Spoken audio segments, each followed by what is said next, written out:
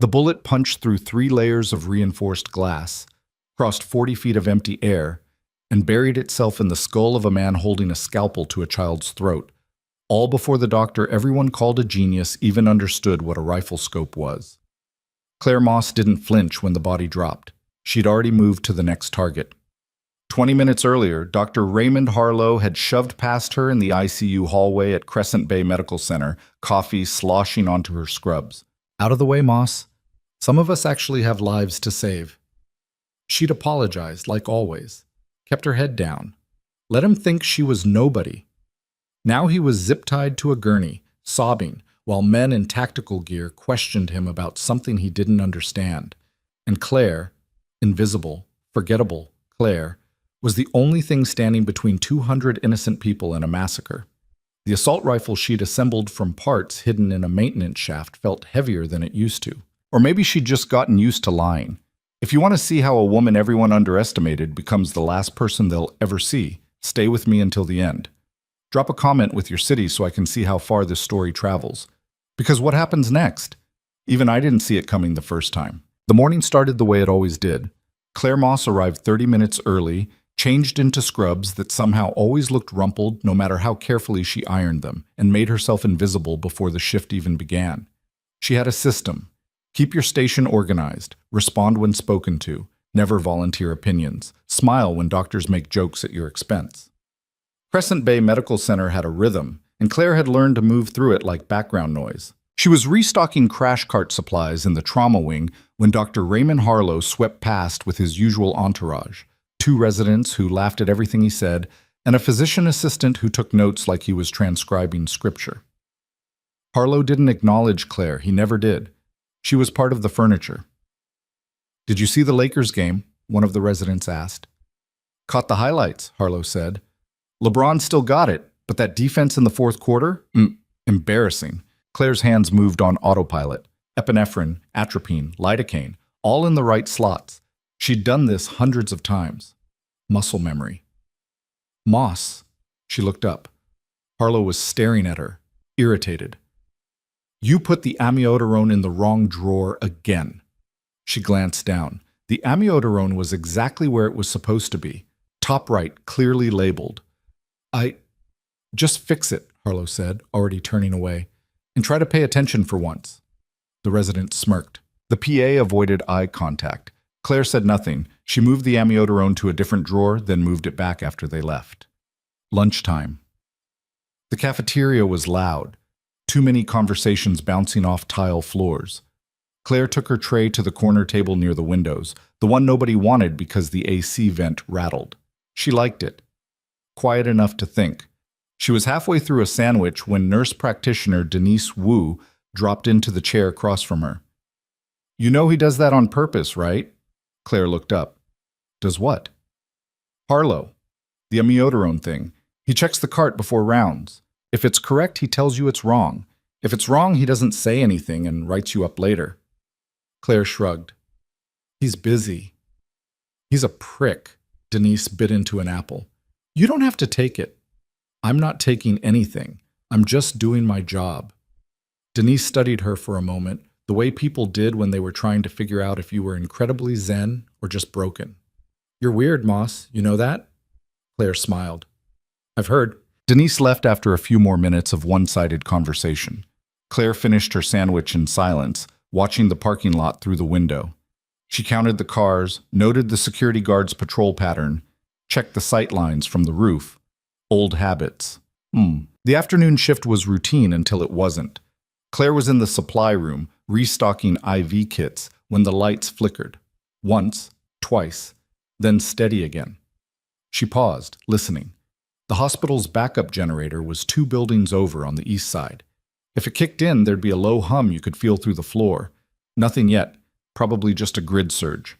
She went back to the IV kits. 3 minutes later, the PA system crackled to life. "Code Silver, main lobby. Code Silver, main lobby. Active shooter protocol." Claire's hands stopped moving. Her heart rate didn't change. She'd trained for this. Not here, not in scrubs, but the training didn't care where you were. She stepped into the hallway. Other nurses were already moving toward lockdown positions, faces tight with fear. Claire moved the opposite direction, toward the stairwell. "Moss, where are you going?" someone shouted. She didn't answer. The stairwell was empty. She took the steps 2 at a time, heading up instead of down. 4th floor, 5th. The roof access was supposed to be locked, but maintenance had been using it to smoke, and the lock had been broken for 3 weeks. She pushed through the door and crossed to the western edge, staying low. From here she could see the main entrance. 4 black SUVs parked in a tight formation. Not random, not panicked, professional. Men in tactical gear were moving through the lobby, weapons raised, but not firing. They were corralling people, not killing them. This wasn't a mass shooting. This was an extraction. Claire pulled out her phone. No signal. They jammed it. She moved back to the stairwell and descended quickly, mind already sorting through options. The gunmen were organized, which meant they had a plan. Plans had weak points. She just needed to find one. She reached the 3rd floor and stopped. Voices echoed from this corridor, shouting, boots on linoleum. She cracked the stairwell door and peered through. 2 men in black fatigues, rifles slung across their chests, moving room to room, checking, clearing. One of them keyed his radio. "West wing secure, no targets." "Copy," a voice crackled back. "Converge on ICU. Primary is still mobile." Primary. They were hunting someone specific. Claire let the door close and kept moving down another flight, then into a maintenance corridor most staff didn't even know existed. She'd memorized the layout her first week. Every exit, every service tunnel, every place you could disappear if you needed to. The corridor opened into a storage area filled with old equipment, broken gurneys, outdated monitors, boxes of paperwork nobody had bothered to shred. In the far corner, behind a stack of filing cabinets, was a service locker. Claire knelt and pulled it open. Inside, wrapped in oilcloth, was a disassembled TAC-50 sniper rifle. She stared at it for 3 long seconds. Then she started putting it together. The rifle felt wrong in her hands. Not mechanically. It was perfectly maintained, cleaned, and oiled every 6 months out of habit she couldn't break. But it felt wrong the way a cigarette feels wrong when you've been quit for 2 years. She'd sworn she was done. No more missions. No more targets. No more lying awake at 3 a.m. wondering if the man in the crosshairs had kids.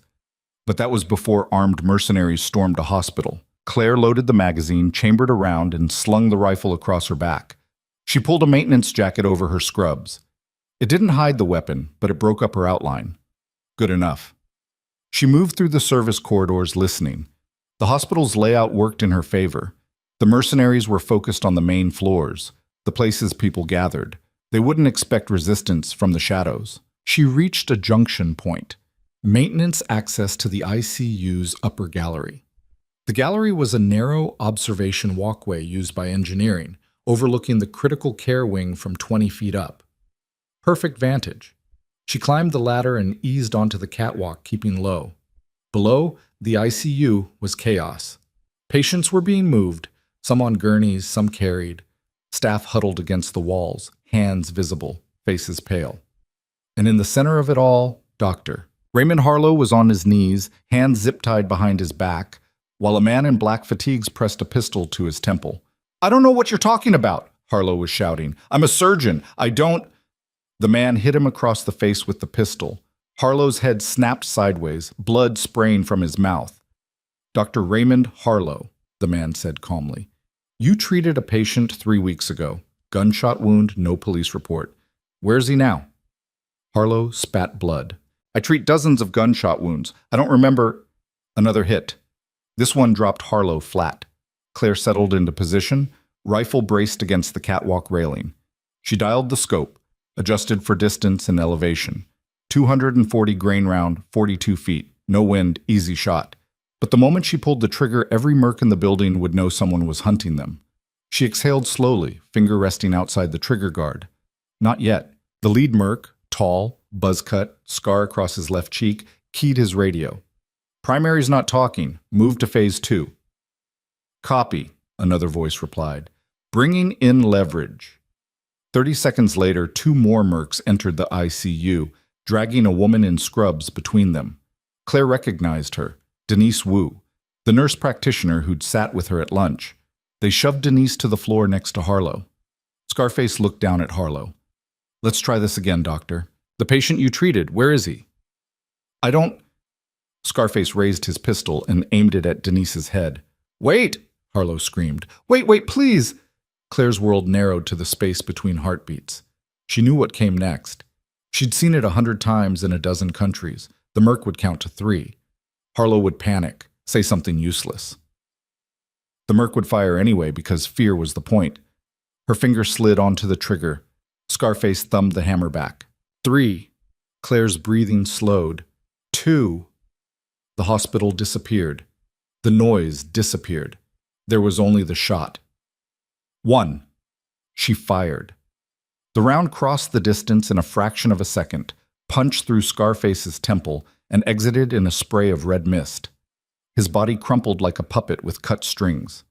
For one frozen moment, nobody moved. Then the ICU exploded into motion. Mercenaries scattered, weapons snapping up, shouting into radios. Nurses screamed. Patients tried to crawl for cover. Claire was already moving, pulling back from the railing, ejecting the spent casing. She chambered another round and shifted position, angling for a second shot. One of the mercs was barking orders, trying to restore control. Sniper! Upper level west side, suppressing fire now! Bullets ripped into the catwalk, sparking off metal, punching through drywall. Claire flattened against the floor, breathing steady. They were panicking. Good. She crawled 15 feet along the catwalk, rose into a crouch, and peered over the edge. The second merc, stocky, tattoos on his neck, was pulling Denise toward the exit, using her as a shield. Claire tracked him through the scope. No clean shot, too many bodies in the way. She lowered the rifle and ran. The service ladder at the far end of the catwalk dropped into a storage closet on the second floor. Claire descended fast, boots barely touching the rungs, rifle slung tight against her back. She hit the ground and moved, cutting through a laundry room, past industrial washers still churning, into a corridor that fed back toward the ICU's secondary entrance. Voices ahead. 2 mercs, moving fast. Claire pressed herself into a doorway and waited. They passed within 10 feet, focused on their radios, on the chaos upstairs. They didn't see her. She let them go. The ICU's secondary entrance was a glass double door, reinforced but not bulletproof. Claire approached low and slow, scanning the room beyond. Most of the mercs had pulled back, regrouping near the main entrance. But 2 remained, one guarding the hostages, one working the door controls, trying to seal the room. Claire counted to 3, then kicked the door open and fired twice. The first round took the door guard in the chest, punching through his vest. The second caught the man at the controls in the shoulder, spinning him into a monitor bank. She moved in fast, sweeping the room. Get down! Everybody down! The hostages dropped flat. Harlow was still zip-tied, face swollen, eyes wide with shock. Denise was on her knees, shaking. Claire knelt beside her. You hit? Denise shook her head, unable to speak. Good. Stay down. Claire moved to the door guard's body, grabbed his sidearm, a Glock 19, and checked the magazine. Full. She tucked it into her waistband and turned back to the room. Harlow was staring at her. Moss? She ignored him, focusing on the tactical situation. The mercs would regroup in less than 2 minutes. She needed to move the hostages or fortify the position. Moving was safer, but there were 12 people here, some injured. Her radio crackled. She'd taken it off the dead guard.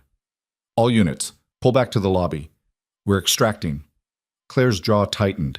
They weren't leaving. They were consolidating, which meant they had a fallback plan. She keyed the radio. Unit 4, copy. A pause. Then, Unit 4, what's your status? Claire deepened her voice, kept it clipped. West ICU secure, hostages contained. Another pause, longer this time. Copy that. Hold position. She switched off the radio and turned to the hostages. We're moving, now. Moving where, Mom? Harlow asked, his voice cracking. They're everywhere. Then we go where they're not. She cut his zip ties with a scalpel from a nearby tray and hauled him to his feet. You know the service tunnels under radiology? Harlow blinked. What? The tunnels. Do you know them or not? Yeah, I think so. Good. Lead these people there. Stay quiet. Stay low. Don't stop for anything. Denise grabbed Claire's arm. What about you? Claire looked at her. I'll buy you time. That's insane. You can't... Go. Denise hesitated, then nodded. She helped an elderly patient to his feet and moved toward the secondary exit. Harlow lingered, staring at Claire like he was seeing her for the first time. "Who are you?" Claire didn't answer. She just raised the rifle and pointed at the door. "Move." The hostages disappeared into the corridor, Harlow leading the way, stumbling but moving. Claire watched until they were out of sight, then turned her attention back to the ICU. She had maybe 90 seconds before the mercs realized Unit 4 wasn't responding. She moved to the main entrance and crouched behind an overturned gurney, rifle braced on the metal frame. The lobby was visible through the glass. Mercs were regrouping, checking weapons, moving with the kind of efficiency that came from training and repetition. These weren't amateurs, they were professionals, probably ex-military, possibly private contractors, which meant they'd adapt fast. Claire scanned their formation, looking for weaknesses. They were clustered too tight, relying on overlapping fields of fire, good against a frontal assault, vulnerable to a flanking shot. She adjusted her scope, tracking the nearest merc, young, maybe late 20s, carrying an M4 with a grenade launcher attachment. Her finger moved to the trigger. Then the lights went out. Total darkness. Emergency lighting kicked in 3 seconds later, bathing the hospital in dim red. The mercs reacted instantly, activating weapon-mounted flashlights, forming a defensive circle. Claire smiled. They'd cut the power themselves, standard breach protocol. Control the environment. Limit visibility. Force defenders into reactive positions. But they'd just given her the advantage. She rose from cover and fired 3 rounds in quick succession. 1, 2, 3 mercs dropped before the others even registered the muzzle flash. Then she was moving, sprinting along the eastern wall, using the red emergency lights as cover. Gunfire erupted behind her, bullets shredding drywall, shattering glass. She didn't look back. She reached a stairwell, descended 2 floors, and doubled back through a physical therapy wing. The hospital was a maze, and she knew every inch of it. The mercs didn't. She emerged on the first floor near the cafeteria and paused to listen. Boots, multiple sets, moving fast. She ducked into the kitchen, past industrial stoves and walk-in freezers, and climbed onto a prep counter. From here, she had a clear line of sight through the serving window into the cafeteria. 4 mercs entered, sweeping the room with tactical lights. Claire waited until they were halfway across the floor, then fired.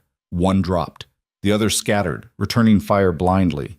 Bullets punched through stainless steel, ricocheted off tile. Claire slid off the counter, moved through the kitchen's rear exit, and kept running. By the time she reached the second floor, her hands were shaking. Not fear. Adrenaline. The same rush she'd felt in Kandahar, in Mosul, in places she'd spent 5 years trying to forget. She pressed her back against a wall and forced herself to breathe. In through the nose, out through the mouth, 4 counts each. The rifle was heavier now, or maybe she was just tired. She checked the magazine. 3 rounds left. The Glock had 12. Not enough. She moved toward the maintenance shaft where she'd hidden the rifle, intending to grab more ammunition. But as she rounded the corner, she saw them, 2 mercs standing guard outside the storage room. They'd found her stash. Claire's grip tightened on the rifle. One of the mercs keyed his radio. "Command, we found a weapons cache, military-grade hardware. Someone's been preparing for this." A voice crackled back. "Understood. Secure the area and—" Claire stepped into the corridor and fired. Both mercs went down. She moved past them without stopping, entered the storage room, and grabbed the ammo crate she'd hidden beneath a stack of maintenance logs. She was reloading the rifle when she heard it, a sound that made her blood run cold. Children crying. She froze, listening. The sound was coming from above. 3rd floor, pediatrics. Claire slung the rifle over her shoulder and ran. The pediatric wing was locked down, blast doors sealed, red emergency lights casting everything in a hellish glow. But through the narrow window in the door, Claire could see them. 20, maybe 30 kids, nurses trying to keep them calm. And standing in the center of the room, holding a little girl by the arm, was a merc with a knife. Claire's vision went red. She stepped back, raised the rifle, and fired at the door's locking mechanism. The lock exploded in a shower of sparks. She kicked the door open and moved inside. The merc spun toward her, dragging the little girl in front of him like a shield. "Don't move!" he shouted. "Don't!" Claire shot him in the knee. He screamed, collapsing. The girl scrambled away, crying. Claire crossed the room in 3 strides, ripped the knife from the merc's hand, and pressed the rifle's muzzle against his forehead. "How many of you are there?" He spat blood. "Go to hell." She pulled the trigger. The shot echoed through the wing. Kids screamed. Nurses gasped. Claire lowered the rifle and turned to the nearest nurse. A young woman, barely out of school, staring at her in horror. "Get them out," Claire said. "Service stairs, east side. Go now." The nurse didn't move. "Now!" She snapped into motion, gathering the kids, moving them toward the exit. Claire watched until they were gone, then turned back to the corridor. Her radio crackled. "All units, we have confirmation. The shooter is Claire Moss, 32, former Marine Scout sniper. Extreme caution. She is highly trained and will not hesitate to kill." Claire stared at the radio. They knew her name, which meant this wasn't random. They hadn't just stumbled onto her. They'd come here looking for someone, and somehow she'd ended up in the crossfire. Or maybe she'd always been the target. She dropped the radio and kept moving, mind racing through possibilities, through every mission she'd ever run, every name she'd ever crossed. There were too many. She reached the main stairwell and started descending, rifle ready. She was 2 floors from the lobby when she heard voices below, multiple hostiles, moving up. She reversed direction, heading for the roof. The access door was still unlocked. She pushed through and emerged into cool night air, the city skyline glittering in the distance. For a moment, she just stood there, breathing. Then she heard the helicopters. 2 of them, black and sleek, rotors cutting the air. They circled the hospital once, then descended toward the roof. Claire raised her rifle, tracking the lead chopper through her scope. But before she could fire, a voice boomed across the roof, not from the helicopters, but from speakers mounted on the hospital's exterior. "Claire Moss, this is Colonel Frank Brennan, United States Marine Corps. Lower your weapon and step away from the edge." Claire didn't move. The helicopters touched down 30 yards away, rotors still spinning. Doors opened, Marines poured out, rifles raised, forming a perimeter. And from the second chopper, a man in dress blue stepped onto the roof. Claire recognized him immediately. Colonel Brennan, her former commanding officer.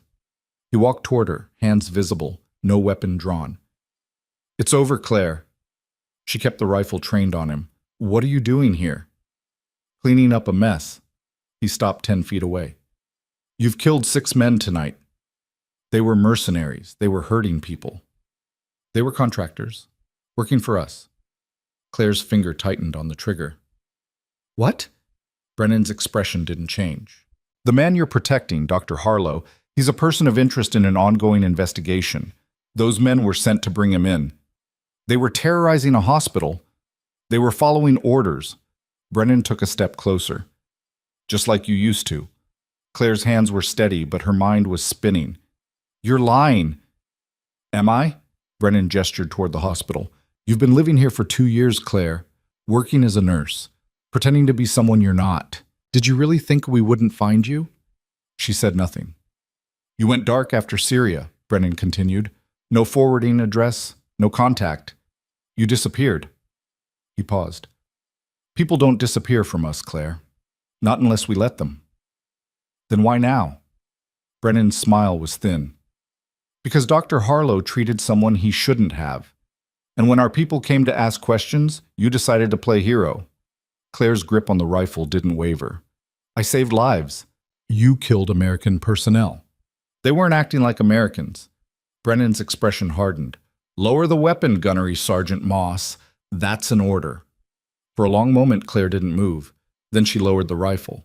Brennan nodded to the Marines. They moved in fast, disarming her, securing her hands behind her back. Claire didn't resist.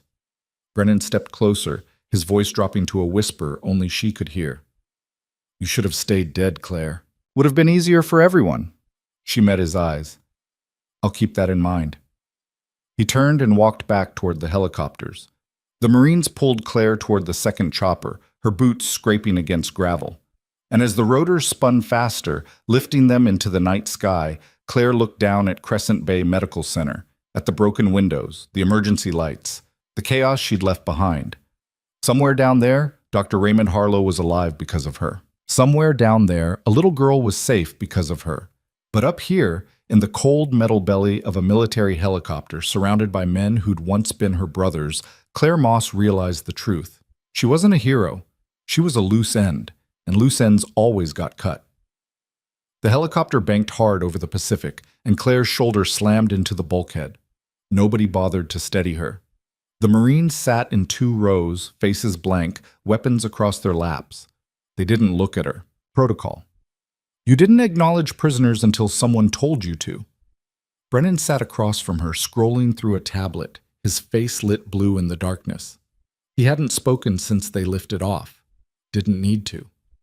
The silence said everything. Claire focused on her breathing. The zip ties cut into her wrists, but she'd been in worse restraints. She counted the Marines, 8 total, all armed, all watching her peripherally even though they pretended not to. Standard doctrine for transporting a hostile asset. Hostile asset. That's what she was now. The chopper's interior smelled like fuel and gun oil. Familiar. Almost comforting. She'd spent half her 20s in birds like this, flying into places that didn't exist on maps, doing things nobody would ever talk about. And now she was cargo. Brennan finally looked up from his tablet. You hungry? Claire didn't answer. Thirsty? She met his eyes, said nothing. He nodded slowly, like he'd expected that. We're about 40 minutes out. Might as well get comfortable. Where are we going? Somewhere quiet. He set the tablet aside. Somewhere we can talk without interruptions. We're talking now. Brennan smiled, but it didn't reach his eyes. No, Claire. Right now I'm informing you. There's a difference. One of the Marines shifted, checking his watch. Another adjusted his rifle strap. Small movements, but Claire cataloged them all. Nerves. They were nervous. That was interesting. She looked back at Brennan. The contractors at the hospital, who hired them? Classified. They knew my name, my background. You're not as invisible as you think. Then why wait 2 years? Why now? Brennan leaned forward, elbows on his knees. Because 2 years ago, you weren't a problem. You were a ghost, a burned-out sniper who wanted to disappear. We respect that. But tonight, you killed 6 men. They were American citizens, Brennan cut in, operating under legal authority, which makes you a domestic terrorist. The words hung in the air between them. Claire's jaw tightened. You don't believe that. Doesn't matter what I believe. Matters what the report says. He gestured toward the tablet. I've got 6 bodies, 24 witnesses, and security footage of you executing a man in front of children. He was holding a knife to a little girl. Your word against the evidence. Claire studied him. Brennan had always been a hard man, but he'd been fair. She'd served under him for 3 tours, trusted him with her life more times than she could count. But something was different now. He wasn't looking at her like a former subordinate. He was looking at her like a problem that needed solving. What do you want? She asked. Brennan sat back. Cooperation. With what? Dr. Harlow treated a patient 3 weeks ago. Gunshot wound to the abdomen, no police report, paid in cash. We need to know who that patient was and where he is now. I don't know anything about Harlow's patients. You worked in his unit. You have access to records. I'm a nurse. I restock supplies and take vitals. I don't memorize patient histories. Brennan's expression didn't change. Then you're not very useful, are you? The threat was implicit but clear. Claire had been in the intelligence world long enough to know how this worked. If she couldn't provide value, she became disposable. She kept her voice level. Even if I wanted to help, I don't have access to that information anymore. I got arrested, remember? We can get you access. How? Brennan didn't answer. He just looked at her, waiting. And Claire understood. They were going to send her back. The helicopter touched down on a military airstrip 20 miles north of Crescent Bay. The moment the skids hit concrete, the Marines were moving, pulling Claire out, marching her across the tarmac toward a black SUV idling near a hangar. The night air was cold. Claire could smell the ocean, hear the distant crash of waves. No lights except the airstrip and the SUV's headlights. This wasn't an official base. It was off-grid, a place where things happened that didn't make it into reports. Brennan walked beside her. You'll go back to the hospital tomorrow morning. Business as usual. Nobody knows you were involved in the incident. Everyone saw me. The official story is that hospital security engaged the intruders. You were locked in a supply closet the whole time. Claire almost laughed. And people will believe that? They'll believe what we tell them. Brennan opened the SUV's rear door. Get in. She climbed inside. The interior smelled like leather and disinfectant. 2 more Marines sat in the front seats, silent and stone-faced. Brennan slid in beside her. The door closed with a solid thunk. They drove in silence for 10 minutes, winding through back roads, no streetlights, no signs. Claire tracked the turns anyway, building a mental map. Old habits. Finally, Brennan spoke. The patient Harlow treated. His name is Marcus Voss, former Delta Force, dishonorably discharged 4 years ago. He's been working private contracts ever since. Mostly dirty work. Mostly overseas. Why do you care about him? 3 weeks ago, Voss was part of a team that hit a secure facility in Nevada. They stole something that doesn't officially exist, something very valuable. 2 days later, Voss showed up at Crescent Bay Medical with a bullet in his gut. Harlow patched him up, no questions asked. Claire processed that. So Harlow's involved. Maybe. Or maybe he's just a soft touch who can't say no when someone's bleeding. Brennan turned to look at her. Either way, we need to find Voss, and Harlow's our only lead. Then why not just arrest him? Make him talk? Because if we arrest him, whoever Voss is working for will know we're coming. They'll scatter. We lose the trail. Brennan's voice dropped. But if Harlow thinks everything's fine, if he thinks the attack was random, just bad luck, he might lead us to Voss on his own. Claire saw where this was going. You want me to watch him. I want you to be his shadow. Go back to work, act normal, and report everything he does. I'm not a spy.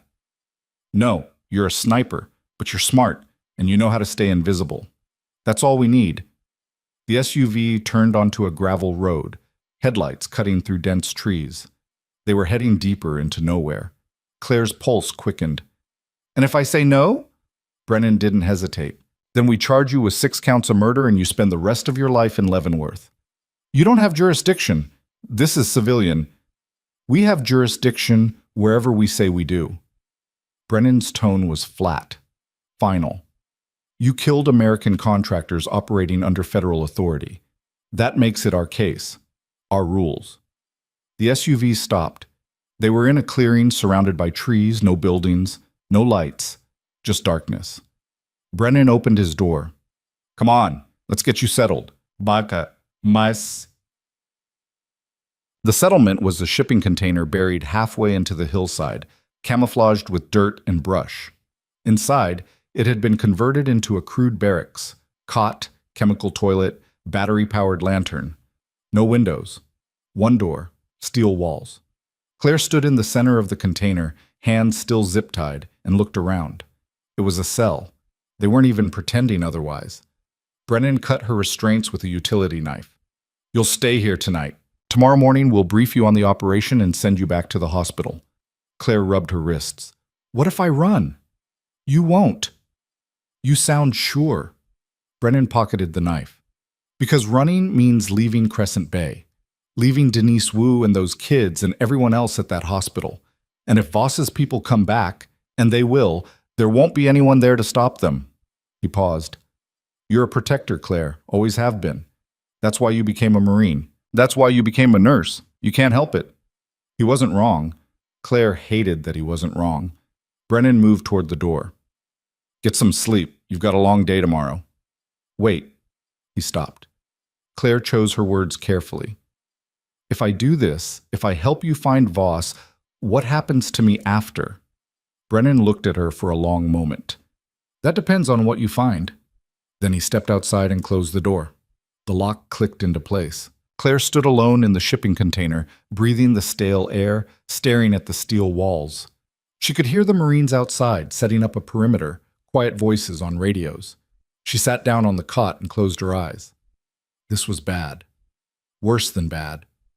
Brennan wasn't running a sanctioned operation. If he were, there'd be paperwork, oversight, lawyers. This was off book, which meant if things went sideways, nobody would claim responsibility. She'd just disappear. Another name on a list of people who died doing things that never happened. But she didn't have a choice. Not really, because Brennan was right. She couldn't leave those people unprotected. Damn him for knowing that. Morning came too fast. A Marine she didn't recognize unlocked the container and handed her a duffel bag. Clean clothes. Showers in the next container over. You've got 20 minutes. Claire showered in cold water from a gravity-fed tank, scrubbing off dried blood and gunpowder residue. The clothes in the duffel were civilian: jeans, a plain gray sweatshirt, sneakers. They fit perfectly, which meant they'd had her sizes on file. Another reminder that she'd never really disappeared. When she emerged, Brennan was waiting with coffee and a bagel. He handed them over without comment. They sat on the tailgate of a pickup truck, eating in silence, watching the sun rise through the trees. It was almost peaceful, almost normal. Brennan finished his coffee and crushed the cup. Here's how this works. You go back to the hospital, resume your normal routine. Nobody questions you because the official story says you were never involved. You watch Harlow, track his movements, his contacts, anyone he talks to outside normal hospital business. How do I report back? Brennan pulled a phone from his jacket and handed it to her. Burner, my number's the only one programmed. Text only, no calls unless it's an emergency. Check in every night at 2200. Claire pocketed the phone. What if Harlow doesn't do anything suspicious? Then you keep watching. Sooner or later, Voss will make contact. When he does, you let us know immediately. We'll handle the rest. And if he doesn't? He will. Brennan's certainty was unnerving. Voss needs Harlow. The bullet wound was serious. Harlow had to do surgery, remove fragments, prescribe antibiotics. That kind of injury needs follow-up care. Voss will come back. Or he'll go to another doctor. He won't. Harlow's the only surgeon in a 300-mile radius willing to treat gunshot wounds with no questions asked. We've checked. Brennan stood. Trust me, Claire. Voss will surface. And when he does, you'll be there. A Marine drove her back to Crescent Bay in an unmarked sedan, dropping her 3 blocks from her apartment. She walked the rest of the way, head down, hands in her pockets. Her building looked the same as always: peeling paint, broken intercom, someone's laundry hanging from a 3rd-floor balcony. She climbed the stairs to her unit, unlocked the door, and stepped inside. Everything was exactly as she'd left it. Coffee mug in the sink, scrubs draped over a chair, mail on the counter. But it felt wrong now. Contaminated. Like someone had been here, rifling through her things, even though nothing was out of place. She checked the apartment anyway. Closet, bathroom, under the bed. No bugs, no cameras. At least none she could find. Her go bag was still in the back of the closet, untouched. $40,000 in cash, 3 fake passports, a Glock 26 with 2 spare magazines. She'd kept it ready for 2 years, just in case. Claire sat on the edge of her bed and stared at the bag. She could run, right now. Grab the bag, walk out the door, disappear for real this time. But Brennan's words echoed in her head. If Voss's people come back, there won't be anyone there to stop them. She thought about Denise Wu, about the little girl in pediatrics, about all the people at Crescent Bay who had no idea how close they'd come to dying. Claire zipped the bag closed and shoved it back into the closet. She wasn't running, not yet. The hospital felt different when she walked in the next morning. The main lobby was still taped off, bullet holes covered with plastic sheeting. Security had tripled, guards at every entrance, metal detectors, badge checks. People moved through the corridors in tight clusters, talking in low voices, glancing over their shoulders. Claire clocked in at the nurses' station. The shift supervisor, a tired woman named Gladys who'd worked there longer than anyone could remember, looked up from her clipboard. "Moss, you're back." "Yeah." Gladys studied her for a moment. "You okay? I heard you were locked in a supply room during the attack." "I'm fine." "Bullshit. Nobody's fine after something like that." Gladys handed her a stack of charts. "But if you want to pretend, that's your business. Just don't fall apart on my shift." Claire took the charts. "I won't." She moved through the ICU on autopilot, checking vitals, updating medications, responding to call lights. The other nurses avoided her, not out of hostility, out of awkwardness. Nobody knew what to say to the person who'd survived while others hadn't. 3 staff members had died in the attack, 2 security guards, and a janitor. Innocent people who'd been in the wrong place at the wrong time. Claire hadn't pulled the trigger on any of them, but she still felt their weight. Doctor. Harlow showed up halfway through her shift, looking like he hadn't slept. His face was bruised, one eye swollen nearly shut. He moved stiffly, favoring his ribs. He saw Claire and stopped. For a long moment, they just looked at each other. Then Harlow cleared his throat. Moss? Doctor, he hesitated. I wanted to thank you for what you did. In the ICU. Claire kept her expression neutral. I don't know what you mean. Don't. His voice dropped. I know it was you. I saw... You were zip-tied and traumatized, Claire interrupted. Memory gets fuzzy in situations like that. Harlow's jaw worked. He wanted to argue, but something in her eyes stopped him. He nodded slowly. Right, fuzzy. He walked away without another word. Claire watched him go, tracking his movements. He was scared, that was obvious, but he was also angry. People who were just scared stayed quiet, kept their heads down. Angry people made mistakes. She'd have to watch him closely. The first 3 days passed without incident. Claire followed her routine: work, home, sleep, repeat. She checked in with Brennan every night at 2200, always the same message. Nothing to report. His responses were terse. Keep watching. On the 4th day, something changed. Claire was restocking supplies in the trauma bay when she saw Harlow leave through a side exit, moving fast, glancing over his shoulder. She followed at a distance, keeping casual, just another nurse on her break. Harlow crossed the parking lot and got into his car, a silver Audi, expensive but understated. He sat there for 5 minutes, staring at his phone. Then he started the engine and drove off. Claire memorized the license plate and headed back inside. At 2200, she texted Brennan. Subject left hospital early, 14:30, appeared agitated, drove away alone. Brennan's response came faster than usual. Did he meet anyone? Not that I saw. Stay on him tomorrow. If he leaves again, follow. Claire stared at the phone. Following Harlow meant leaving the hospital during her shift. Gladys would notice, people would ask questions, but she didn't have a choice. The next morning she called in sick. Gladys didn't believe her. You've never called in sick in 2 years, Moss. But she didn't argue. Claire parked her car across from the hospital's staff lot and waited. Harlow arrived at 7:30, like clockwork. He went inside, didn't come out. Claire sat in her car for 6 hours, drinking cold coffee from a thermos, watching the entrance. Around 2 o'clock, Harlow emerged again. Same nervous energy, same quick glances. This time, Claire followed. Harlow drove north, out of the city, onto rural highways lined with farmland and storage facilities. Claire stayed 3 cars back, keeping him in sight. After 40 minutes, Harlow turned off onto a dirt road. Claire slowed, waiting until he disappeared around a bend, then followed.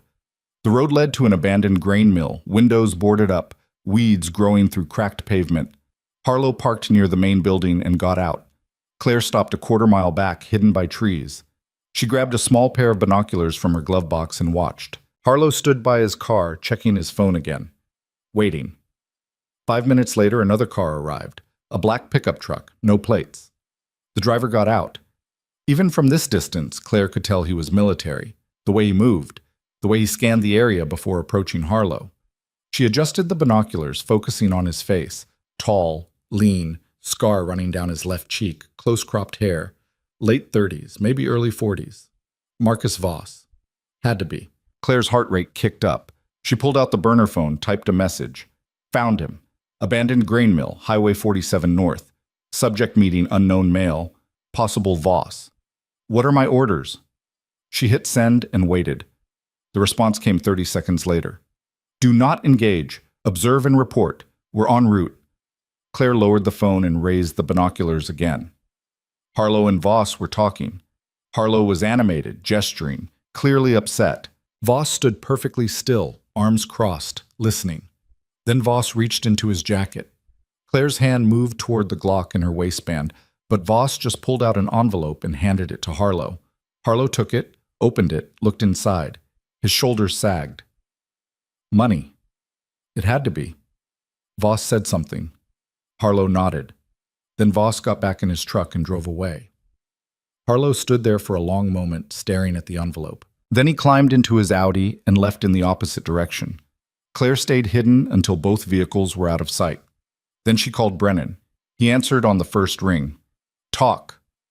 Harlow met with a man matching Voss's description. They exchanged words. Voss handed him an envelope, looked like cash, then they separated. Did you see which direction Voss went? East, toward the state line. Stay there, we're 10 minutes out. Brennan hung up. Claire sat in her car, engine off, watching the grain mill. The wind picked up, rattling the boarded windows. A crow landed on the roof, cawed once, and flew away. She didn't like this. Voss had given Harlow money, which meant Harlow wasn't a victim. He was a collaborator. But why? What could Voss possibly offer a successful surgeon that would make him risk everything? Headlights appeared on the dirt road, 2 black SUVs moving fast. They pulled up to the mill and stopped. Doors opened. Marines poured out, weapons ready, forming a perimeter. Brennan emerged from the lead vehicle and walked toward Claire's car. She got out to meet him. You're sure it was Voss? He asked. 90%, matches the description. Brennan nodded. Good work. He gestured toward the mill. We'll sweep the building, see if he left anything behind. You head back to the hospital. Act normal. Don't mention this to anyone. What about Harlow? We'll handle him. Claire didn't like the sound of that. You said you needed him to lead you to Voss. If you bring him in now, plans change. Brennan's tone was final. Go home, Claire. Your part's done. She wanted to argue, but the Marines were already moving into the mill, and Brennan was walking away talking into a radio. Claire got back in her car and drove. But she didn't go home. She went to the hospital. Harlow's office was on the 3rd floor, overlooking the staff parking lot. Claire had been inside once, dropping off paperwork. She remembered the layout: desk near the window, filing cabinets along the wall, a small couch for patient consultations. It was after hours. The administrative wing was empty. Claire used her badge to access the stairwell and made her way to Harlow's door. It was locked. Of course it was. She pulled a paperclip from her pocket, straightened it, and went to work on the lock. It took 40 seconds, longer than it used to, but she was out of practice. The lock clicked. She slipped inside and closed the door behind her. Harlow's office was neat. Too neat. Desk clear except for a laptop and a framed photo of him shaking hands with some politician. Filing cabinets labeled by year. Medical journals stacked in perfect rows. Claire moved to the desk and opened the laptop. Password protected. She tried a few obvious combinations: birthday, medical license number, hospital name. Nothing worked. She closed the laptop and turned to the filing cabinets. The first 2 drawers were patient records, organized alphabetically. She flipped through them quickly, looking for anything recent, anything unusual. The 3rd drawer was locked. Claire knelt and examined the lock. Standard commercial grade, easy. She pulled a small multi-tool from her pocket, another old habit she'd never broken, and picked the lock in under a minute. Inside the drawer was a single folder, unmarked. Claire pulled it out and opened it. Inside were medical records for a patient listed as J. Doe. No real name, no insurance information, just a date 3 weeks ago and surgical notes in Harlow's handwriting. Gunshot wound, left abdomen. Entry wound consistent with 9mm round. Bullet lodged near L3 vertebra. Removed via laparoscopic surgery. Patient stable. Prescribed Cipro, 500 milligrams twice daily. Follow-up in 2 weeks. And at the bottom of the page, a handwritten note. Payment received. Cash. $50,000. Claire stared at the number. $50,000. For a single surgery. That wasn't just payment. That was hush money. She pulled out her phone and took pictures of every page in the folder. Then she returned it to the drawer, relocked the cabinet, and left the office. She was halfway down the stairwell when her phone buzzed. A text from Brennan. Where are you? Claire typed back. Home. Why? We need to talk. Now. Stay there. She stopped on the landing, staring at the message. Something was wrong. She turned and ran. Claire hit the ground floor and pushed through the exit into the parking lot. Her car was 50 yards away. She sprinted toward it, keys already in her hand. Headlights flared behind her. An engine roared to life. She dove behind a concrete planter as an SUV screamed past, tires screeching. It skidded to a stop between her and her car. Doors opened. Men in tactical gear poured out. Not Marines this time. Different uniforms, different weapons. Voss's people.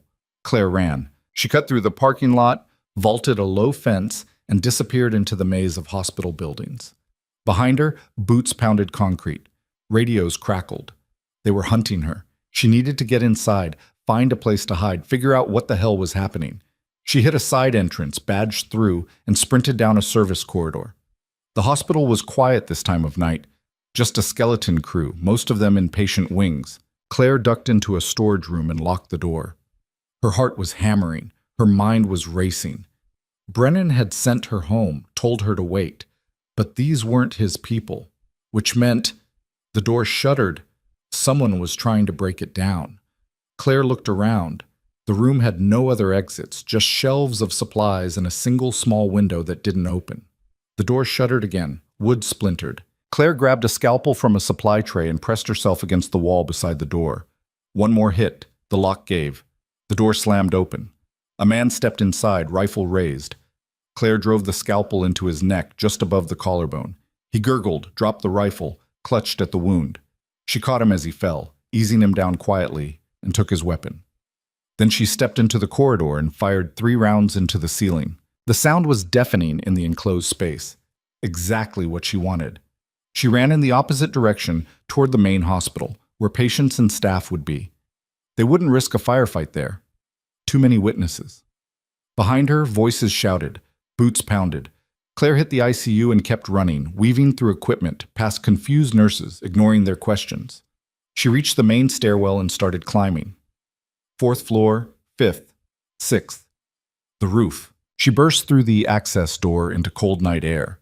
The city sprawled below, lights glittering. Behind her, the door slammed open again. 4 men, all armed. Claire raised the rifle. Stop! They didn't stop. She fired.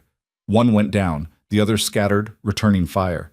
Bullets sparked off metal, shattered glass. Claire dove behind an HVAC unit, breathing hard, counting rounds. The rifle had maybe 10 left. Not enough. She needed an exit. A way down. Anything. The helicopter. It was still there, parked on the far side of the roof. The one Brennan had arrived in the night before.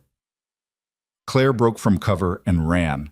Gunfire chased her. A round grazed her shoulder. Hot, sharp, but she didn't stop. She reached the helicopter, yanked the door open, and climbed inside. No keys, of course not. But she didn't need keys. Claire had learned to hotwire helicopters in Afghanistan, back when they'd had to steal Taliban birds for extraction. Her hands moved automatically, pulling panels, crossing wires. The engine coughed, sputtered, caught. Rotors began to spin. The men were closing in, firing as they ran. Claire pulled the door shut and grabbed the controls. The helicopter lurched into the air, unstable, wobbling. She wasn't a pilot. She'd only done this twice, both times under fire, both times barely surviving. But barely was good enough. The helicopter climbed, rotors screaming, pulling away from the roof. Bullets pinged off the fuselage. Then she was clear, rising into the night sky, the hospital shrinking below. Claire fought the controls, trying to keep the bird level. Every instinct screamed at her to land, to get out before she crashed. But she couldn't land. Not yet. She needed answers, and there was only one person who could give them to her. She turned the helicopter north toward the airstrip where Brennan had taken her, toward the shipping container buried in the hills, toward the man who'd lied to her from the beginning. The helicopter shuddered violently as Claire fought the controls, the stick jerking in her hands like it wanted to kill her. The instrument panel was a mess of blinking warnings she didn't understand, and the fuel gauge was dropping faster than it should. Either she'd clipped something during takeoff, or one of those bullets had punctured a line. Didn't matter which. She had maybe 20 minutes before the bird fell out of the sky. The coastline disappeared behind her, replaced by dark hills and patches of forest. No lights down there. No roads. Just wilderness and whatever Brennan had buried in it. Her shoulder throbbed where the bullet had grazed her. Not deep, but it was bleeding through her sweatshirt, warm and sticky. She pressed her elbow against it to slow the flow and kept flying. The burner phone buzzed in her pocket. She ignored it. It buzzed again and again. Finally, she pulled it out, glanced at the screen. 6 messages from Brennan, all variations of the same thing. Where are you? Answer me. Claire, do not do anything stupid. She typed back one-handed. Define stupid. His response came instantly. Whatever you're doing right now. Claire pocketed the phone and focused on not crashing. The hills below started to look familiar. She spotted the clearing, the camouflage shipping containers barely visible even from the air. No vehicles, no lights. Either Brennan hadn't made it back yet, or he was sitting down there in the dark, waiting for her. She circled once, scanning for threats, then brought the helicopter down hard. The skids hit dirt, and the whole frame bounced, rotors still spinning, engine screaming. Claire cut the power and the rotors began to slow. She grabbed the rifle, kicked the door open, and dropped to the ground. Her legs almost gave out. Adrenaline crash. She forced herself upright and moved toward the containers, weapon raised, scanning the tree line. Nothing. The clearing was empty. She approached the container where they'd locked her up, tried the door. Still locked. She fired 2 rounds into the mechanism and kicked it open. Empty. Just the cot and the lantern exactly as she'd left it. Claire turned toward the second container, the one they'd used as a command post. The door was ajar. She moved in fast, clearing corners, checking shadows. The container was gutted, computer equipment gone, maps gone, radios gone. All that remained were empty cable ties on the floor and scuff marks where tables had been dragged out. They'd evacuated, completely, like they'd never been here. Claire lowered the rifle, breathing hard. Brennan had burned the site, which meant he'd known she was coming, which meant... Her phone buzzed again. This time it wasn't a text, it was a call. She answered. Where are you? Brennan's voice was tight. I could ask you the same thing. Your people tried to kill me. Those weren't my people. Bullshit. They showed up the second I left Harlow's office. A pause. Then, you went into his office? Answer the question. Claire, listen to me very carefully. The men who attacked you at the hospital were not ours. They were Voss's crew. He must have had someone watching Harlow, saw you follow him, put 2 and 2 together. Claire leaned against the container wall, pressing her hand harder against the wound on her shoulder. Then how did he know who I was? I don't know. Try again. Brennan's voice dropped. Where are you right now? Somewhere you're not. The airstrip? She didn't answer. Jesus, Claire, that helicopter's not rated for... How much fuel do you have left? Claire glanced back at the bird. Fuel was still dripping from somewhere underneath. Enough. You need to land, now, before you crash and die in the middle of nowhere. I need answers first. Then come in, and I'll give them to you. Like you gave me answers before? Claire's voice hardened. You lied about the contractors. You lied about jurisdiction. You sent me after Harlow knowing Voss's people were watching, so either you're incompetent or you're using me as bait. Which is it? Silence on the other end. Claire waited. Finally, Brennan spoke, and his voice was different now, colder. You were always going to be exposed, Claire. That was the point. Voss needed to see you, needed to know you were a threat. That's how we draw him out. By putting a target on my back. By making him think he had a chance to eliminate you before you became a problem. Brennan paused. It's working, by the way. He's scrambling, making mistakes. We've intercepted 3 calls in the last hour. He's spooked. Claire felt the anger rising in her chest, hot and sharp. You used me. I used an asset. That's my job. Your job is to protect Americans. And I'm protecting millions of them. You're just one. His tone softened slightly. Look, I know you're pissed. You have every right to be. But this is bigger than you, bigger than me. Voss has something that could kill thousands of people if it gets into the wrong hands. So yes, I put you at risk, and I'd do it again. Claire closed her eyes, breathing through the rage. What did he steal? I can't tell you that over an unsecured line. Then we don't have anything else to talk about. Claire! She hung up. For a long moment she just stood there, blood dripping from her fingertips, surrounded by empty containers and broken promises. Then she walked back to the helicopter. The bird barely made it another 10 miles before the engine started coughing for real. Claire nursed it along, scanning for somewhere flat to put down. She spotted a service road cutting through the forest and aimed for it. The landing was ugly. The helicopter hit hard, bounced, skidded sideways. One of the skids snapped off. The rotors clipped a tree and shattered, sending shrapnel spinning into the woods. Claire sat in the cockpit, ears ringing, waiting for the fuel tank to explode. It didn't. She climbed out, legs shaking, and staggered away from the wreck. Her shoulder was screaming now, and her vision was starting to blur at the edges. Blood loss. Not critical yet, but getting there. She needed to stop the bleeding, needed medical supplies, needed... Her phone buzzed. Not Brennan this time. A number she didn't recognize. She almost didn't answer, but something made her thumb the button. Yeah? A man's voice, calm and even. Hello, Claire. She stopped walking. Who is this? You know who this is. Voss. Claire's grip tightened on the phone. How'd you get this number? Same way I got your real name, your service record, your home address. He paused. You're not as hidden as you think. What do you want? To talk. Just talk. We're talking now. In person. Claire almost laughed. So you can kill me? If I wanted you dead, you'd already be dead. His voice was matter of fact. I had 3 opportunities tonight. The parking lot, the stairwell, the roof.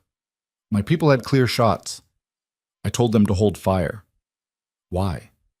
Because killing you doesn't solve my problem. It just creates more. Voss paused.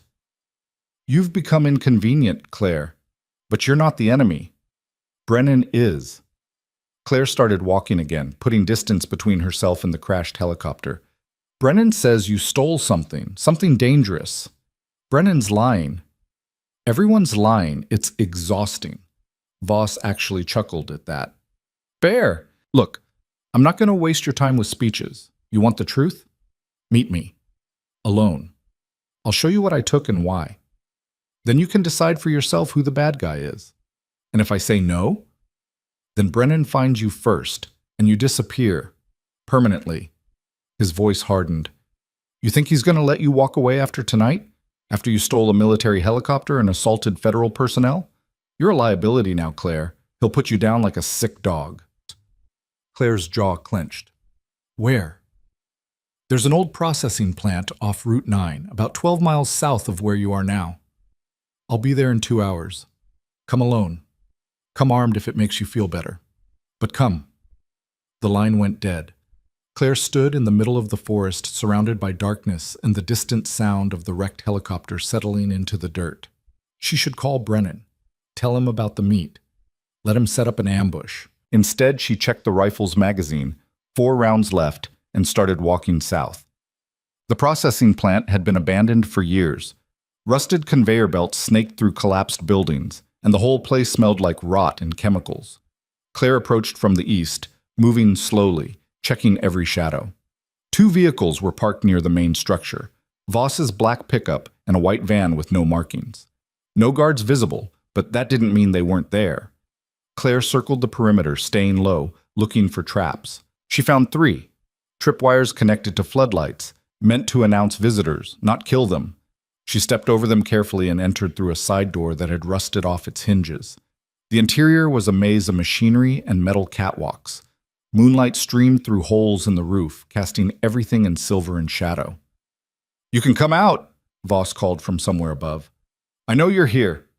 Claire stayed quiet, scanning for his position. I'm on the 2nd level catwalk, southeast corner, unarmed. You can verify that when you see me.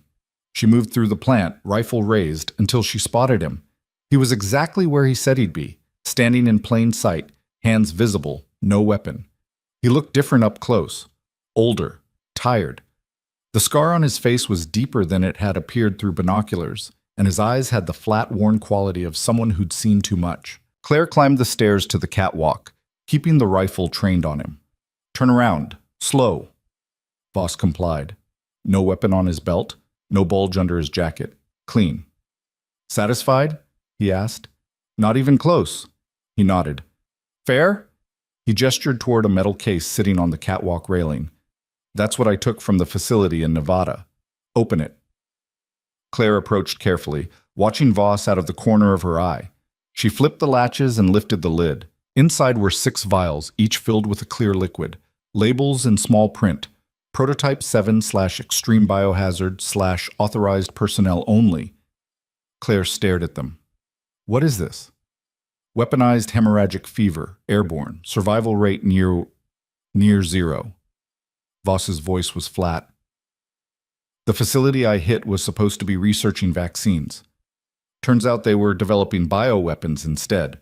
Off book, no oversight. Claire's stomach turned. Who authorized it? Good question. The official records say nobody. The facility doesn't exist on any government ledger. But someone's funding it. Someone with deep pockets and no morals. He paused. Brennan knows. He's known from the beginning. You're lying. Am I? Voss pulled a folded document from his jacket and tossed it onto the case. Read it. Claire picked it up, keeping the rifle steady. It was a memo dated 3 months ago, addressed to Colonel Frank Brennan. Subject line? Prototype 7. Field deployment authorization. She scanned the contents. Her hands started shaking. The memo outlined a plan to release the virus in a controlled environment, a small town in rural Montana, to test transmission rates and lethality. Estimated casualties, 800 to 1,200. Acceptable losses. This can't be real, Claire whispered. It's real. I pulled it from Brennan's office safe the same night I stole the vials. Voss's voice was quiet now. He's not trying to stop a bioweapon, Claire. He's trying to get it back so he can use it. Claire's mind was racing. The memo had Brennan's signature, his authorization code, but documents could be faked. Voss could be playing her. She looked up at him. Why tell me? Why not go public? Because nobody would believe me. I'm a disgraced operator with a criminal record. But you? Voss gestured toward her. You're a decorated Marine, a hero. People listen to heroes. I'm not a hero. See, tell that to the kids you saved at the hospital. Claire's grip on the rifle loosened slightly. What do you want from me? Help me destroy the vials. Make sure they can never be used.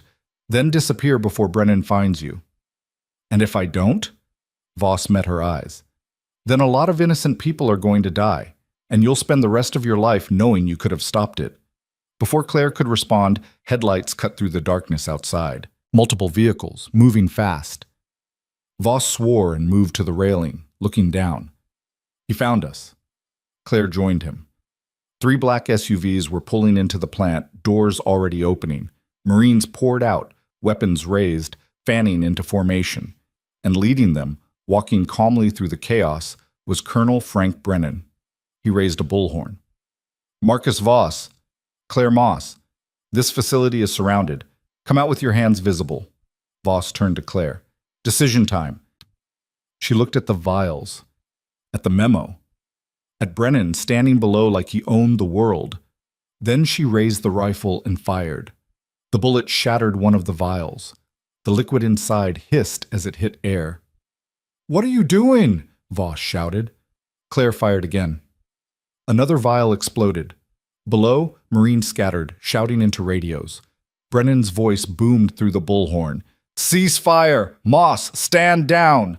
Claire fired a 3rd time, a 4th. Voss grabbed her arm. Stop! If those vials mix with air then we'd better move fast. Claire lowered the rifle and looked at him. You said you wanted them destroyed. Let's destroy them. For a moment, Voss just stared at her. Then he nodded and smashed the remaining 2 vials against the metal railing. The liquid pooled on the catwalk, steaming. We need to go, Voss said. Now. They ran. Behind them, Brennan was screaming orders. Marines were suiting up in hazmat gear, moving cautiously into the building. Claire and Voss hit the ground floor and sprinted toward the back exit. Gunfire erupted, not aimed at them, but warning shots, trying to herd them into a corner. Voss grabbed Claire's hand and pulled her through a gap in the wall, out into the night. The white van was parked 50 yards away. They ran for it, legs burning, lungs screaming. A Marine stepped into their path, rifle raised. On the ground! Now!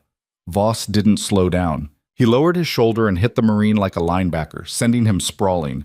Claire vaulted over the man's body and kept running. They reached the van. Voss threw open the driver's door and climbed in. Claire dove into the passenger seat. The engine roared to life. Voss slammed the accelerator and the van fishtailed, tires kicking up dirt. Bullets punched through the rear doors, the back window shattered. Claire ducked low, breathing hard. Where are we going? Anywhere but here. Bisky.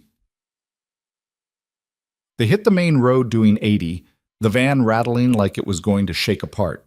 Behind them, headlights appeared, the SUVs, giving chase. Voss took a hard turn onto a side road, barely slowing. The van tilted onto two wheels, then slammed back down. Claire braced herself against the dashboard. You always drive like this? Only when people are shooting at me. Another turn. This one onto a dirt track cutting through dense forest. The SUVs followed, but they were heavier, slower. Voss was putting distance between them. Claire glanced back. The headlights were fading. I think we're losing them. Don't count on it. Brennan's got resources. The van's front tire exploded. Voss fought the wheel, trying to control the skid, but they were going too fast. The van veered off the road, crashed through underbrush, and slammed into a tree. The impact threw Claire forward. Her head cracked against the dashboard. Stars exploded across her vision. When she opened her eyes, Voss was already out of the van, pulling her through the passenger door. Can you walk? She nodded, even though she wasn't sure. Voss half carried, half dragged her into the forest. Behind them, engines roared, doors slammed, voices shouted orders. They stumbled through the darkness, branches whipping at their faces, roots trying to trip them. Claire's shoulder was bleeding again. Her head was pounding. Her vision kept doubling, but she kept moving. They reached a steep embankment and slid down, landing in a shallow creek. The water was ice cold. It snapped Claire back into focus. Voss pulled her behind a fallen log and pressed a finger to his lips. Above, flashlight beams swept through the trees, boots crunched on dead leaves. Spread out, Brennan's voice called. They're on foot. They won't get far. Claire's hand found the Glock tucked in her waistband. Still there, still loaded. Voss saw the movement and shook his head. Not yet. They waited, barely breathing, as the Marines passed within 10 feet of their position. Finally, the voices faded. The lights moved on. Voss exhaled slowly. We need to keep moving. Put more distance between us, and a twig snapped behind them. They both turned. Dr. Raymond Harlow stood there, holding a pistol and shaking hands, pointing it directly at Claire's chest. I'm sorry, he said, voice cracking. I'm so sorry. But they have my daughter. Claire stared at him. What? Brennan's people.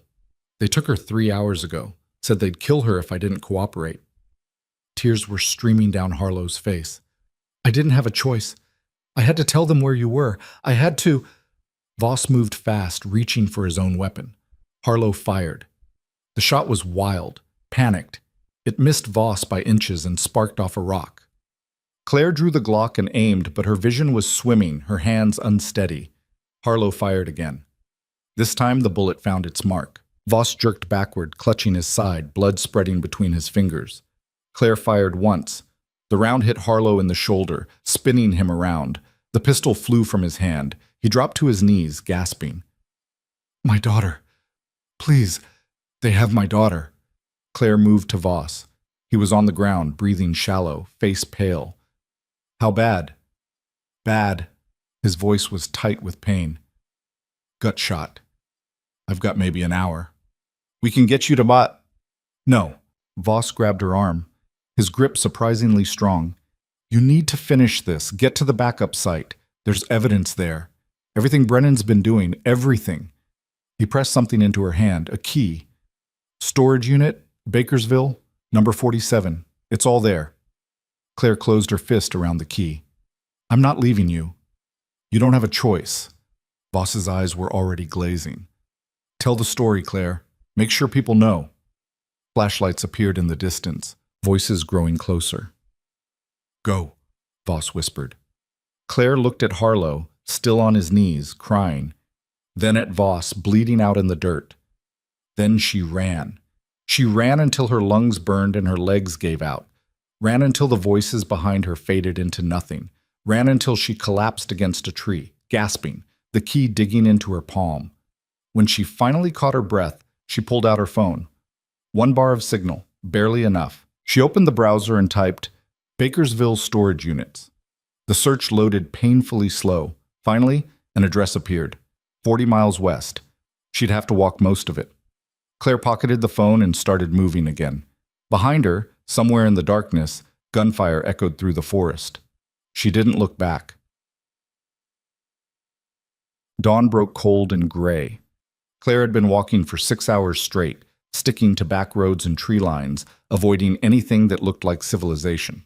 Her shoulder had stopped bleeding, but the wound was starting to smell wrong.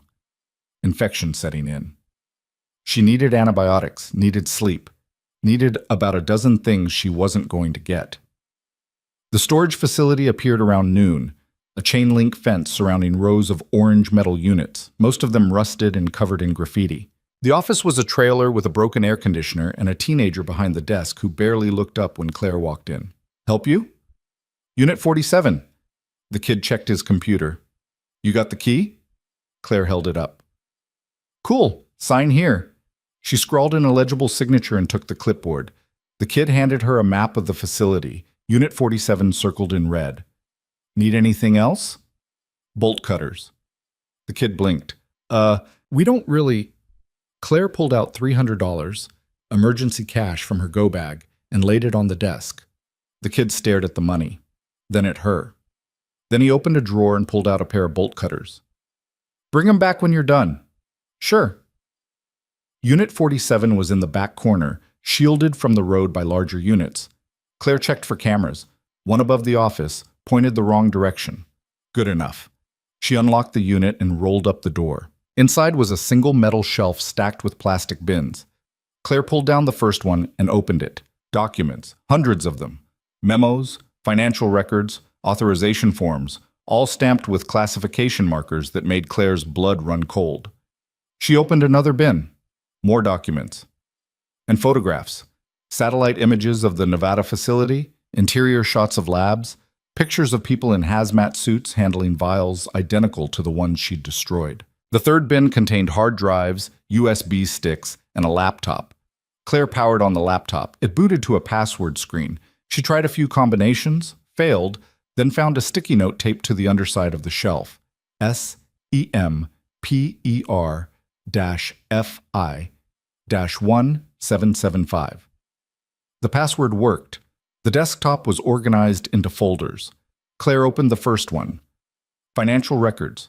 Spreadsheets showing money flowing from Department of Defense black budgets into shell companies. Millions of dollars. Tens of millions. The second folder, correspondence. Emails between Brennan and people whose names Claire recognized. Senators, defense contractors, intelligence officials. All discussing Prototype 7. All discussing deployment scenarios. The third folder, field reports. Claire clicked on the most recent file. It was a video.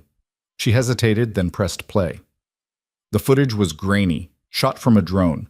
It showed a small town, Main Street, houses, a school, people going about their lives. Then the timestamp advanced 6 hours. The streets were empty. Bodies lay where they'd fallen, some in their cars, some on sidewalks. A few crawled a few feet before collapsing. The timestamp advanced again. 12 hours later. The town was silent. Nothing moved except wind stirring curtains and broken windows. A title card appeared. Prototype 7, controlled release/subjects. 1,847/survival rate, 0.0%. Claire stopped the video. Her hands were shaking. Not from fear, from rage. She copied everything onto 2 USB drives, one for backup, and was reaching for the laptop when she heard the sound. A car door slamming. Close. She moved to the unit's entrance and peered out. 3 black SUVs were parked near the office. Marines were spreading out, moving between units, searching. Brennan stood near the lead vehicle, talking into a radio. They'd found her. Claire grabbed the laptop, shoved it into a backpack she'd found in one of the bins, and slung the bag over her good shoulder. She rolled the unit door down quietly and locked it. Then she ran toward the back fence. Behind her, a voice shouted, "Target spotted! Southwest corner!" Gunfire erupted. Bullets punched through metal, ricocheted off concrete. Claire hit the fence running, dropped the bolt cutters, and started climbing. Her shoulder screamed in protest, but she ignored it. She reached the top and threw herself over, landing hard on the other side. A parking lot. Empty except for a few cars. Claire sprinted toward them, trying doors. Locked. Locked. Locked. The fourth car, an old Honda with a cracked windshield, was unlocked. She threw the backpack into the passenger seat and dove inside. No keys. Of course not. She ripped open the panel under the steering column, grabbed the wires, and hot-wired the ignition in under 30 seconds. The engine turned over just as Marines reached the fence. Claire floored the accelerator and the Honda lurched forward, tires squealing. Bullets shattered the rear window. She ducked low, steering one-handed, weaving through the parking lot. She hit the street doing 60 and didn't slow down. In the rearview mirror, the SUVs were already in pursuit. Claire took a hard left, cutting through an alley, then another right onto a main road. The Honda's engine was screaming, rattling like it was about to explode. The SUVs were faster, gaining. Claire's mind raced. She couldn't outrun them, couldn't outfight them. She needed leverage. Needed the laptop. She grabbed it from the backpack, opened it, and navigated to the email folder while driving with her knees. She found the most damning thread. Brennan authorizing payments, discussing casualties, planning deployments, and forwarded it to every news outlet she could think of. CNN, New York Times, Washington Post. She hit send just as the first SUV pulled alongside her. The driver's window rolled down. A Marine leaned out, rifle raised. Claire jerked the wheel right, slamming into the SUV. Metal shrieked. The SUV veered off, clipped a parked car, and spun out. The second SUV accelerated, trying to overtake her from the left. Claire spotted a construction site ahead. Barriers, equipment, deep trenches. She aimed for it. The Honda crashed through the barriers and went airborne, sailing over a trench, landing hard on the other side. The frame buckled. The engine coughed smoke, but it kept running. The SUVs stopped at the edge of the trench, unable to follow. Claire kept driving, pushing the dying Honda for another mile before the engine finally seized and the car rolled to a stop. She grabbed the backpack and stumbled out. Sirens in the distance. Multiple vehicles, coming fast. Claire looked around. She was in an industrial area. Warehouses and shipping yards. Nowhere to hide. Her phone buzzed. She pulled it out. An email notification. Reply from the New York Times. We've received your files and are currently reviewing. If you're willing to go on record, please contact us immediately. Claire stared at the message. Going on record meant the end of hiding, the end of being invisible. Everything she'd built for 2 years, gone. But it also meant Brennan couldn't bury this, couldn't make it disappear.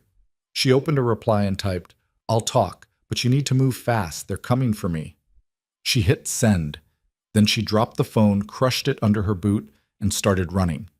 The sirens were getting closer. Claire ducked into a warehouse, moving through shadows, looking for an exit. She found a loading dock at the rear of the building.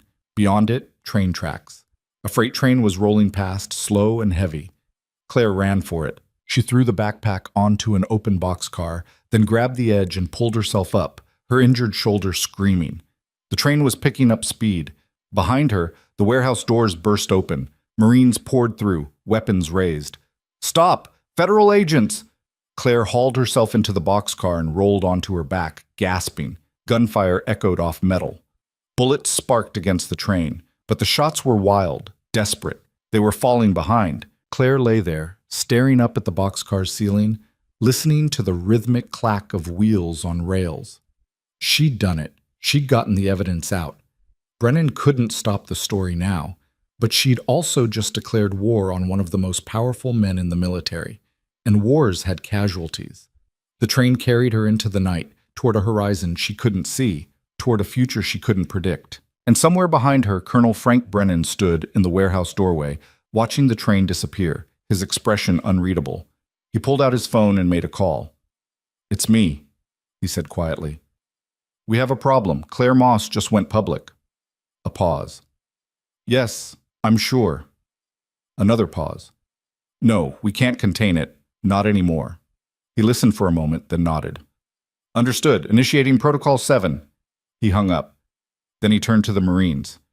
"New orders. Find her. No matter what it takes." The train rolled through the darkness for 3 hours before slowing near a switching yard outside Richmond. Claire dropped from the boxcar while it was still moving, hit the gravel hard, and rolled. Her shoulder felt like someone had shoved a hot poker through it, but she was up and moving before the pain could pin her down. The switching yard was a maze of idle trains and rusted equipment. She cut through it, staying low, and emerged onto a service road that led toward the city lights in the distance. Her phone was gone, destroyed. But the backpack with the laptop and USB drives was still slung across her good shoulder, and that was all that mattered. She walked for an hour, sticking to shadows, avoiding cars. Every set of headlights made her tense. Every distant siren made her calculate escape routes. Finally, she spotted what she needed. A 24-hour diner, the kind with cracked vinyl booths and fluorescent lights that turned everyone's skin the color of old newspaper. Claire pushed through the door. A bell chimed. The lone waitress behind the counter looked up from her crossword puzzle, took in Claire's torn clothes and blood-stained sweatshirt, and raised an eyebrow. "Rough night?" "You could say that." The waitress nodded toward a booth in the back. "Sit wherever. Coffee?" "Please. And can I borrow your phone?" The waitress pulled a cell from her apron pocket and slid it across the counter. "Local calls only. I catch you ordering pizza to Taiwan. We're going to have problems." Claire managed a tired smile. "Fair." She took the phone to the booth, sat with her back to the wall so she could watch the door, and pulled up the browser. The New York Times website loaded slowly. She navigated to the breaking news section. Nothing yet.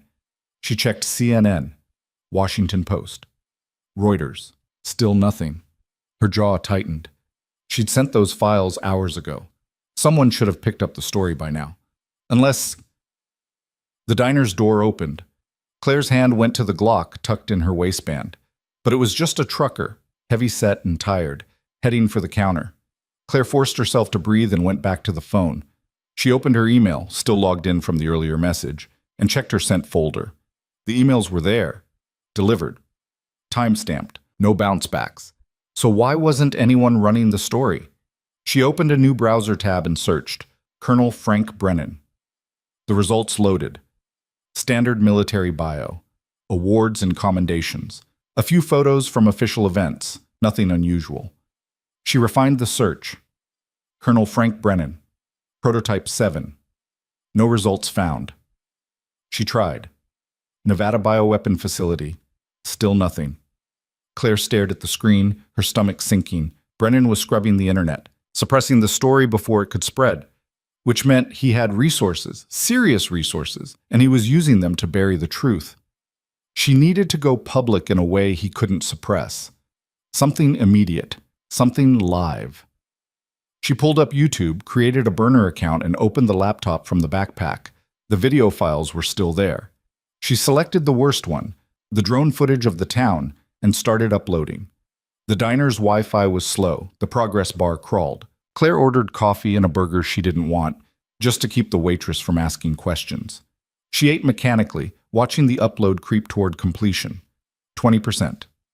30%. The door opened again. This time, 2 men in dark suits walked in. They didn't look like truckers. Claire's hand moved back to the Glock. The men scanned the diner, eyes passing over her without stopping, then took a booth near the window. One of them ordered pie, the other just coffee. Claire watched them in the reflection of the window behind her. They weren't looking at her, weren't looking at anything in particular, just 2 guys taking a break. She was being paranoid. 50%, 60%. The waitress refilled Claire's coffee. "You need anything else, hun?" "I'm good." 70%. One of the suited men stood and walked toward the restrooms. As he passed Claire's booth, he glanced down at the laptop screen. Just a glance. Less than a second. But Claire saw his eyes narrow. He kept walking. Claire closed the laptop, shoved it into the backpack, and stood. She left 2 20s on the table and headed for the exit.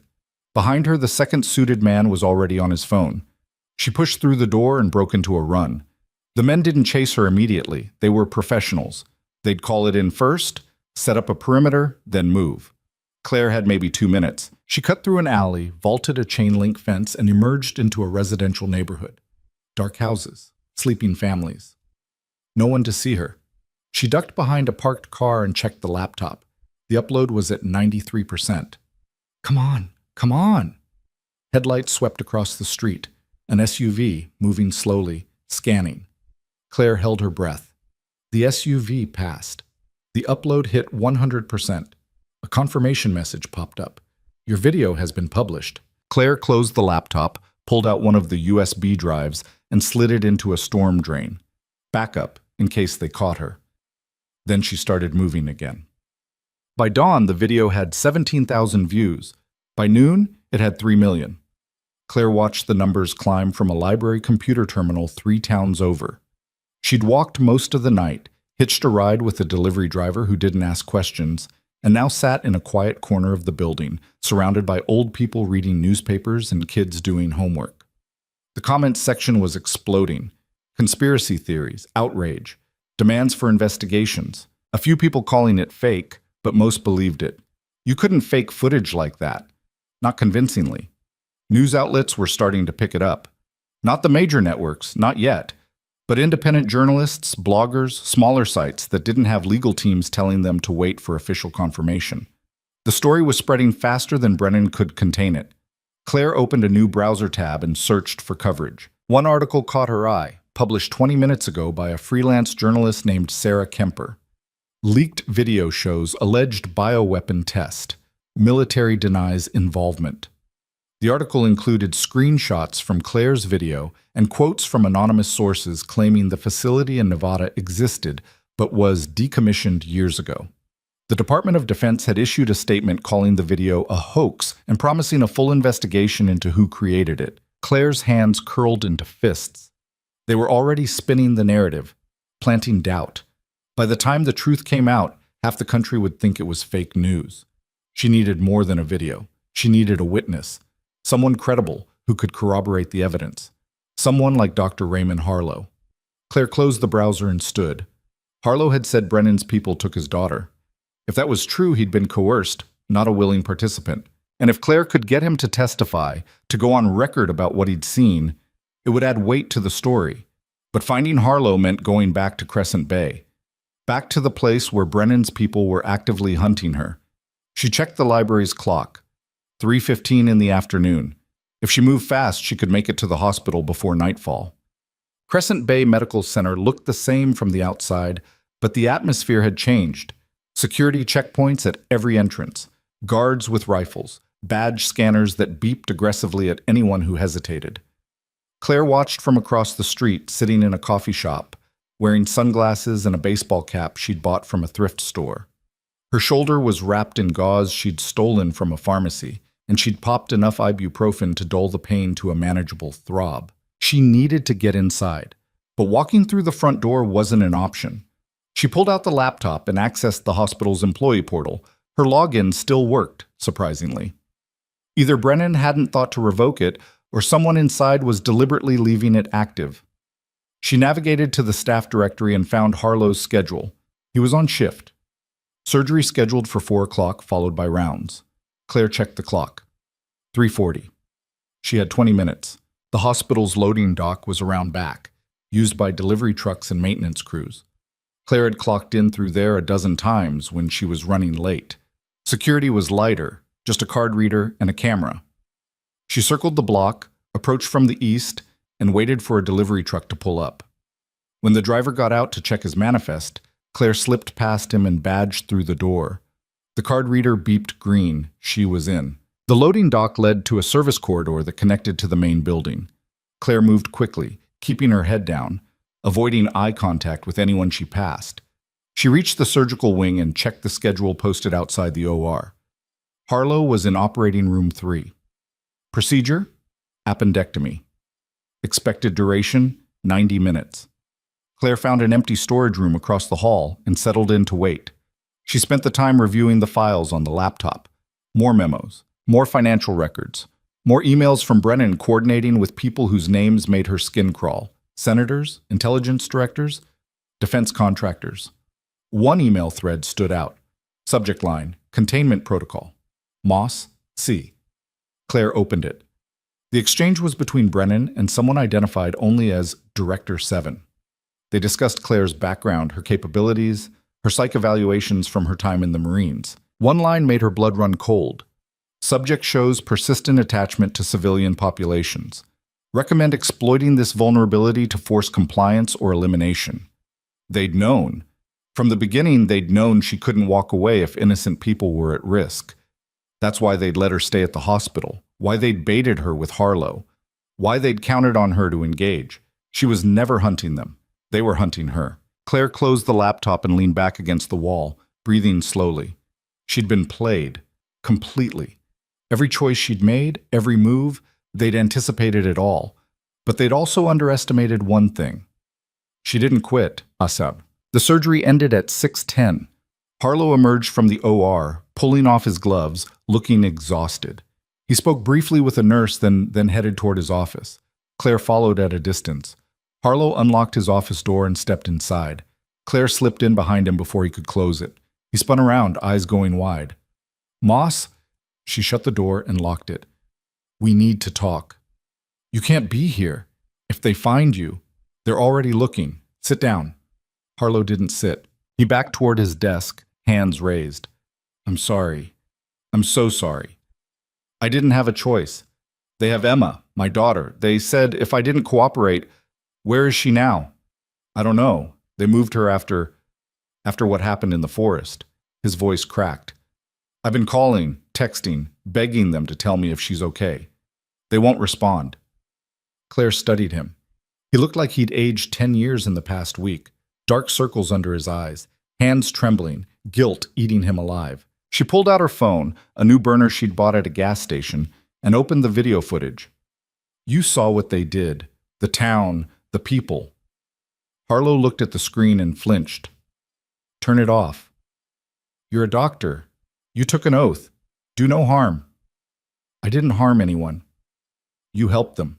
You treated Voss, took his money, didn't ask questions." Claire's voice hardened.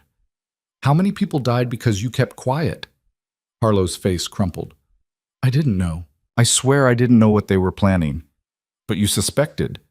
He didn't answer. Claire leaned forward. "Here's what's going to happen. You're going to testify. Go on record. Tell the truth about Voss, about Brennan, about everything." "I can't. Emma, your daughter's already gone. Brennan's not going to give her back. He's using her to control you, and the moment you stop being useful, he'll dispose of both of you." Claire let that sink in. "But if you testify, if you help me take him down, we can force him to release her, publicly, where he can't make her disappear." Harlow sank into his chair, head in his hands.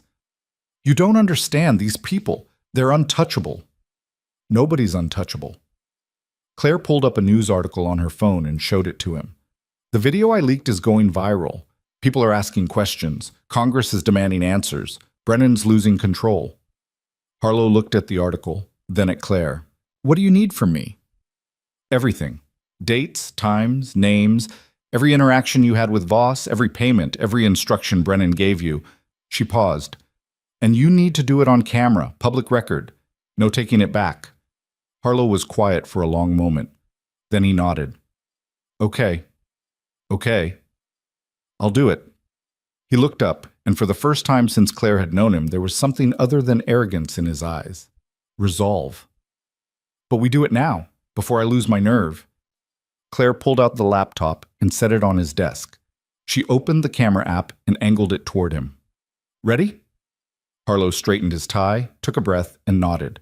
Claire hit record. "State your name and occupation." "Dr. Raymond Harlow, Chief of Surgery at Crescent Bay Medical Center." 3 weeks ago, you treated a patient with a gunshot wound. Tell me about that." Harlow started talking, and once he started, he didn't stop. He described Voss showing up in the ER, bleeding, offering cash. Described the surgery, the follow-up visits, the envelope of money, $50,000, just like the record showed. Then he described the second visit 2 weeks later, when Voss came back with an infection and a warning. He said people were looking for him, military people. He asked if anyone had come around asking questions. I told him no. Harlow's voice shook. Then a few days later, Colonel Brennan showed up. He knew about Voss. Knew everything. He said if I cooperated, told him where Voss was, he'd make sure I didn't face charges for treating an unreported gunshot wound. And you believed him? I didn't have a choice. He had evidence. Photos of me with Voss, records of the cash payments. Harlow's hands clenched. Then the mercenaries attacked the hospital. I thought it was random. But after, Brennan came back, told me it was a message. That if I didn't help him find Voss, the next attack would be worse. So you helped. I gave him Voss's burner number, the address where he said he was staying. Harlow looked directly into the camera. Then they took my daughter, said she was protective custody, said she'd be released once Voss was apprehended. Have you heard from her? No, nothing. I've been trying to reach Brennan, but he won't answer. Claire leaned forward. Do you believe your daughter is still alive? Harlow's face crumpled again. I don't know. One more question. Did Brennan ever mention Prototype 7? Harlow hesitated, then nodded. Once. He said Voss had stolen something extremely dangerous, a bioweapon. He said if it got out, thousands could die. Did you believe him? At the time? Yes. Harlow looked at the laptop screen, at the frozen image of the dead town. Now? I don't know what to believe. Claire stopped the recording and saved the file. Good. That's good. Harlow slumped in his chair. What happens now? Now we get this uploaded before... The office door exploded inward. Marines flooded the room, rifles raised, shouting commands. Claire reached for her Glock, but someone hit her from behind, hard, professional, and she went down. Her weapon was ripped from her hands. Zip ties cut into her wrists. Harlow was thrown against the wall, searched, restrained. And through the chaos, Colonel Frank Brennan walked in, calm as ever. He looked at Claire on the floor, then at the laptop on the desk. He picked it up, examined it, then tucked it under his arm. Gunnery Sergeant Moss, he said quietly, you've been busy. Claire spat blood. Go to hell. Brennan crouched down to her level. You leaked classified material, stole military property, assaulted federal personnel. You're looking at life in prison. Maybe worse. Your operation's blown. The video's out. People know. People know what we tell them. Brennan's smile was thin. Right now, the official story is that a domestic terrorist hacked government servers and fabricated evidence to incite panic. Your video? Deepfake. Your files? Forgeries. He stood. By tomorrow morning, you'll be the villain, and I'll be the hero who stopped you. Claire struggled against the zip ties. Harlow's testimony will never see daylight, Brennan gestured to the Marines. Doctor, Harlow is currently being arrested for conspiracy and treason. His testimony is inadmissible. Harlow's face went white. You said you promised Emma. Your daughter is fine. She's at a secure location, being well cared for. Once you sign a confession and agree to a plea deal, she'll be released. Brennan's tone didn't change. Unless you'd prefer to fight this in court, in which case, I can't guarantee her safety. Harlow sagged. You bastard. I'm a patriot. Brennan turned back to Claire. Take her to the holding facility. No contact with anyone. No phone calls. No lawyers. She's a national security threat. Handle her accordingly. The Marines hauled Claire to her feet. She fought, thrashing, trying to break free, but there were too many of them. As they dragged her toward the door, she caught Harlow's eye. He mouthed 2 words.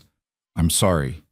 Then she was in the hallway, being marched toward the service elevator. They took her down to the basement, through corridors she'd never seen, to a loading dock where 2 black SUVs waited. Brennan climbed into the lead vehicle. Claire was shoved into the second one, sandwiched between 2 Marines who didn't speak. The convoy pulled out, heading north, away from the city.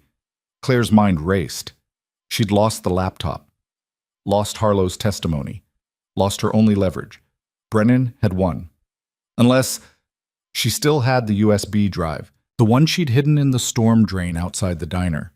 If someone found it, if someone uploaded it, if. The SUV drove for 40 minutes, eventually turning onto a dirt road that led deep into the forest. The same forest where she'd escaped before. They were taking her back to the shipping containers, back to the place where loose ends got tied up. The convoy stopped. Doors opened. Claire was pulled out and marched toward the containers. But something was different. The containers were lit up now, floodlights, generators. A whole camp had been set up. Tents, equipment, personnel. This wasn't an interrogation site. This was an operations base. Brennan walked ahead, talking into his phone, giving orders. The Marines pushed Claire toward one of the containers, not the one she'd been held in before. A different one, larger, with a heavy steel door. They opened it. Inside was a cell, concrete floor, metal cot, no windows. And sitting on the cot, face bruised but alive, was Denise Wu. Claire's breath caught. Denise! The nurse looked up, eyes widening. Claire? The Marine shoved Claire inside and locked the door. Claire stumbled forward, catching herself on the wall. What are you doing here? How? They grabbed me 2 days ago, said I was a material witness. Denise stood, moving closer. Are you okay? Your shoulder. I'm fine. Claire looked around the cell. No cameras that she could see. Did they hurt you? Just questions. Endless questions. Denise lowered her voice. They wanted to know about you, about the hospital attack, about what I saw. What did you tell them? The truth. That you saved us. Denise's eyes filled with tears. I told them you were a hero. Claire's chest tightened. I'm not a hero, Denise. I'm the reason all this happened. Brennan used me to get to Voss. People died because of me. People died because of him. Denise grabbed Claire's hands. Whatever's happening, whatever they told you, it's not your fault. Before Claire could respond, the cell door opened again. A Marine stepped in, carrying a tray of food. He set it on the floor without a word and left, locking the door behind him. Claire stared at the tray. 2 sandwiches, 2 bottles of water. They've been feeding me, Denise said quietly. Regular meals. They're keeping us alive for something. Claire's mind turned over possibilities. Brennan wouldn't keep witnesses unless he needed them, which meant he was planning something. A trial, maybe. A public spectacle where he could control the narrative. Or he was waiting for something else. She sat down on the cot next to Denise. Listen to me carefully. I need you to remember everything I'm about to tell you, every detail, because if something happens to me, don't talk like that. If something happens, Claire continued, you need to get this information out. Tell people what Brennan did. Tell them about Prototype 7, about the town, about all of it.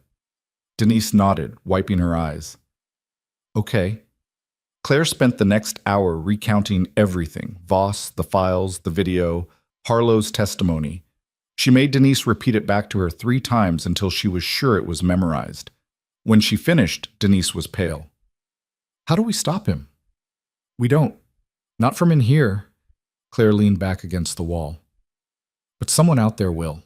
The video's already spreading. People are asking questions. Even if Brennan buries me, the truth will surface eventually. Eventually's not good enough. It's all we've got. They sat in silence for a while. Then Denise spoke again, quieter now. At the hospital, during the attack, I saw you with the rifle, saw you take those shots. She paused. Who are you, Claire? Claire closed her eyes.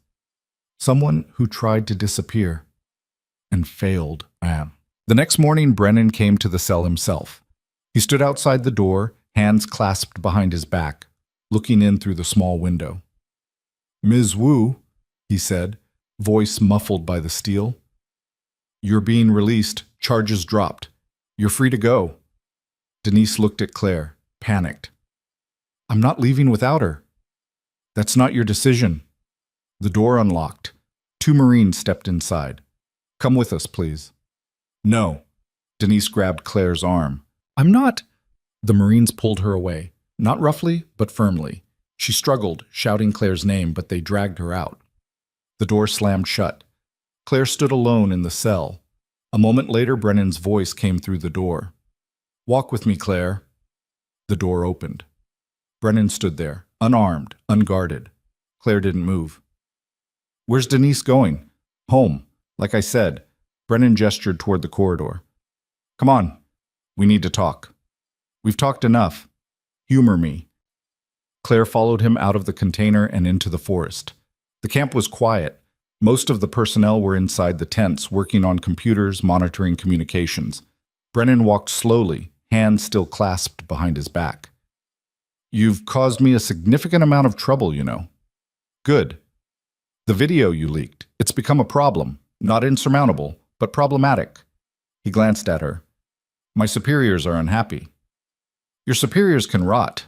Brennan smiled faintly. You really believe you're the hero in this story, don't you? I believe I'm trying to stop you from killing innocent people. And you have. Congratulations. Brennan stopped walking. The Prototype 7 program has been shut down, permanently. The facility's being decommissioned, all samples destroyed. Claire stared at him. You're lying. I'm not. He pulled out his phone and showed her an official memo. Department of Defense letterhead, authorization to terminate the program. Signed and dated this morning. Claire scanned the document. It looked real. Your leak forced our hand, Brennan continued. The program's existence is now public knowledge. We can't continue it without oversight, which defeats the purpose. So it's over. Then why am I still here? Because loose ends need tying. Brennan pocketed the phone. Here's what's going to happen. You're going to sign a statement saying you fabricated the evidence, that you were suffering from PTSD, paranoid delusions stemming from your combat service. In exchange, you'll receive psychiatric treatment instead of prison time. Claire's hands clenched. No. Or, Brennan continued, you refuse and I charge you with treason, espionage, domestic terrorism. You spend the rest of your life in a black site somewhere, forgotten. He paused. Your choice. That's not a choice. It's the only one you're going to get. Brennan started walking again. Think about it. You've already won, Claire. The program's shut down. The bioweapon's destroyed. Isn't that what you wanted? I wanted justice. Justice is a luxury. Brennan's voice hardened. You were a Marine.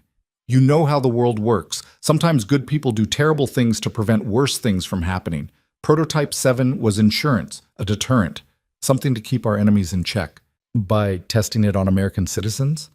By understanding its capabilities in a controlled environment. Yes, people died. But their sacrifice prevented thousands more from dying in a real attack. Claire stopped walking. You're insane. I'm a realist. Brennan turned to face her. You want to paint me as a monster? Fine. But ask yourself this. If another country develops a weapon like Prototype 7 and we have no countermeasure, no understanding of how it works, how many Americans die then? Tens of thousands? Hundreds of thousands? That doesn't justify. It doesn't have to justify anything. It just has to be true. Brennan stepped closer. I don't enjoy what I do, Claire. I don't sleep well. I don't feel proud, but I do what's necessary, and history will judge whether I was right. Claire met his eyes. History's going to remember you as a war criminal. Brennan smiled sadly. Maybe. But the country will still be standing. He gestured toward the camp. You have 24 hours to decide. Sign the statement or face trial. He started to walk away, then paused. For what it's worth, I respect you. You're a good soldier. You just picked the wrong fight. Then he was gone, disappearing into the trees. Claire stood alone in the clearing, fists clenched, breathing hard. She'd lost. Completely. Brennan had outmaneuvered her at every turn, and now he was offering her a way out that was worse than losing. She turned and walked back toward the cell, but as she passed one of the tents, she heard voices inside, low, urgent. She stopped, listening. Confirmation from the Times. They're running a full expose tomorrow morning. Can we stop it? Not without making it worse. Legal says we're better off letting it run and controlling the damage after. What about the testimony? Harlow? He's agreed to the plea, confession signed. We're burying him in a federal facility where he can't talk to anyone. A pause. Then another voice, Brennan's. And the nurse? Wu? Released, like you ordered. She's on a bus back to Crescent Bay. Good. Make sure she stays under surveillance. If she tries to contact the media, pick her up again. Claire's blood ran cold. Denise wasn't safe. She'd never been safe. Brennan had released her as bait. If Claire tried to use her as a witness, they'd just arrest her again. And if Denise tried to go public on her own, she'd disappear. Claire backed away from the tent, mind racing. She needed to get out, needed to warn Denise, needed to... A hand clamped over her mouth from behind. Claire thrashed, trying to break free, but the grip was iron. A voice whispered in her ear, "Don't scream. I'm here to help." The hand released. Claire spun around. Standing there, dressed in a maintenance uniform, was Marcus Voss. He was pale, sweating, holding his side where Harlow had shot him. But he was alive. How? Claire started. Later. We need to move. Now. He grabbed her arm and pulled her toward the tree line. Behind them, voices shouted. Alarms blared. They'd been spotted. Voss ran despite the injury, dragging Claire with him. They crashed through underbrush, bullets snapping branches overhead. I thought you were dead, Claire gasped. I was close. Voss's breathing was labored. Harlow's bullet missed my liver by an inch. I crawled into the woods, patched myself up with a field kit. Been hiding ever since. They reached a dirt road. A motorcycle was hidden in the bushes, old, battered, but running. Voss threw his leg over and kicked the engine to life. Get on! Claire climbed on behind him. The motorcycle roared forward just as Marines burst from the tree line, weapons raised. Gunfire erupted. Claire pressed herself against Voss's back, feeling bullets whip past.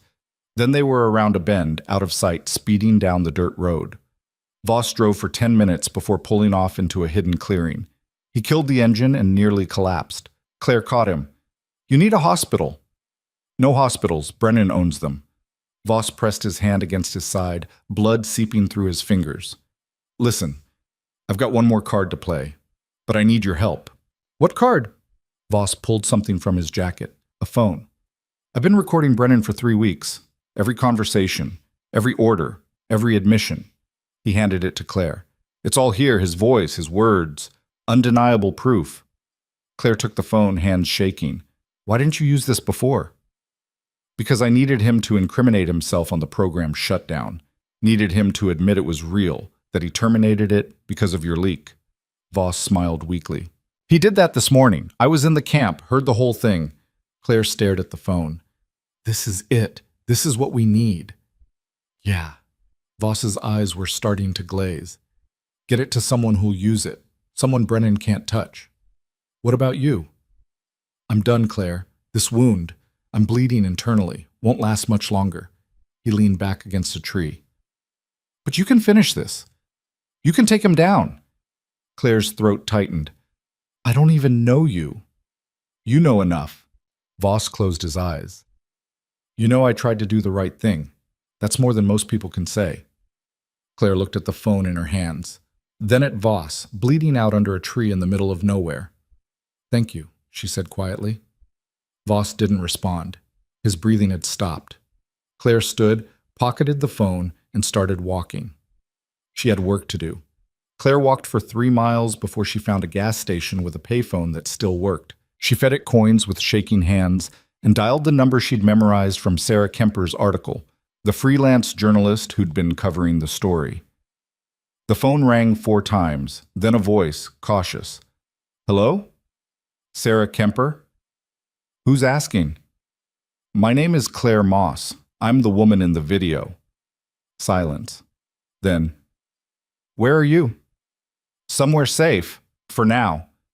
Claire glanced over her shoulder at the empty road. I need to meet you. I have recordings. Proof of everything. Recordings of what? Colonel Frank Brennan admitting to the bioweapon program, admitting he shut it down because of my leak. His own words. Claire pressed the phone tighter against her ear. But I need guarantees, protection, a platform he can't suppress. Kemper's voice sharpened. Can you get to D.C.? Maybe, if I don't get killed first. There's a congressional hearing scheduled for tomorrow morning. Oversight committee investigating the leaked video. If you testify, if you bring those recordings, it's on the record, public. Brennan can't bury it. Claire's pulse quickened. Will they let me testify? If I make enough noise, yeah. I've got contacts on the committee, but you need to be there by 8 a.m. Kemper paused. Can you make it? Claire looked at the road stretching into darkness. No car. No money. Just a phone full of evidence and a body running on fumes. I'll be there. Good. There's a safe house in Arlington I can arrange. Text me when you're close and I'll send the address. Kemper's voice softened slightly. Claire, be careful. People who cross Brennan tend to disappear. I've noticed. Claire hung up and stood in the fluorescent glow of the gas station, watching moths circle the lights overhead. She had maybe 14 hours to cover 200 miles without a vehicle, without money, without getting caught. She walked back inside the station. The clerk was a kid, maybe 19, absorbed in his phone behind bulletproof glass. Claire approached the window. You know anyone heading toward D.C. tonight? The kid looked up. What?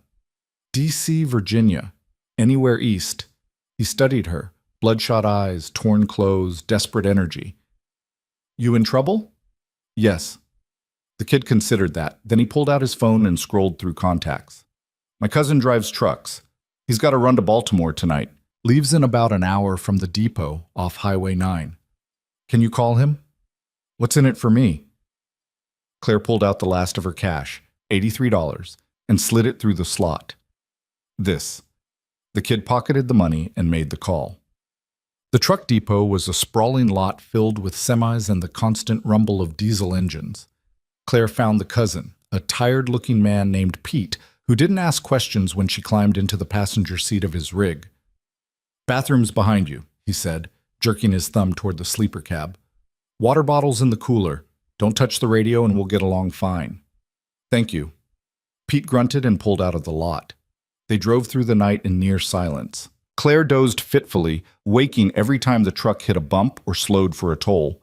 Her shoulder throbbed, her head pounded, but she kept Voss's phone clutched in her hand, checking every hour to make sure the recordings were still there. They were. 17 files.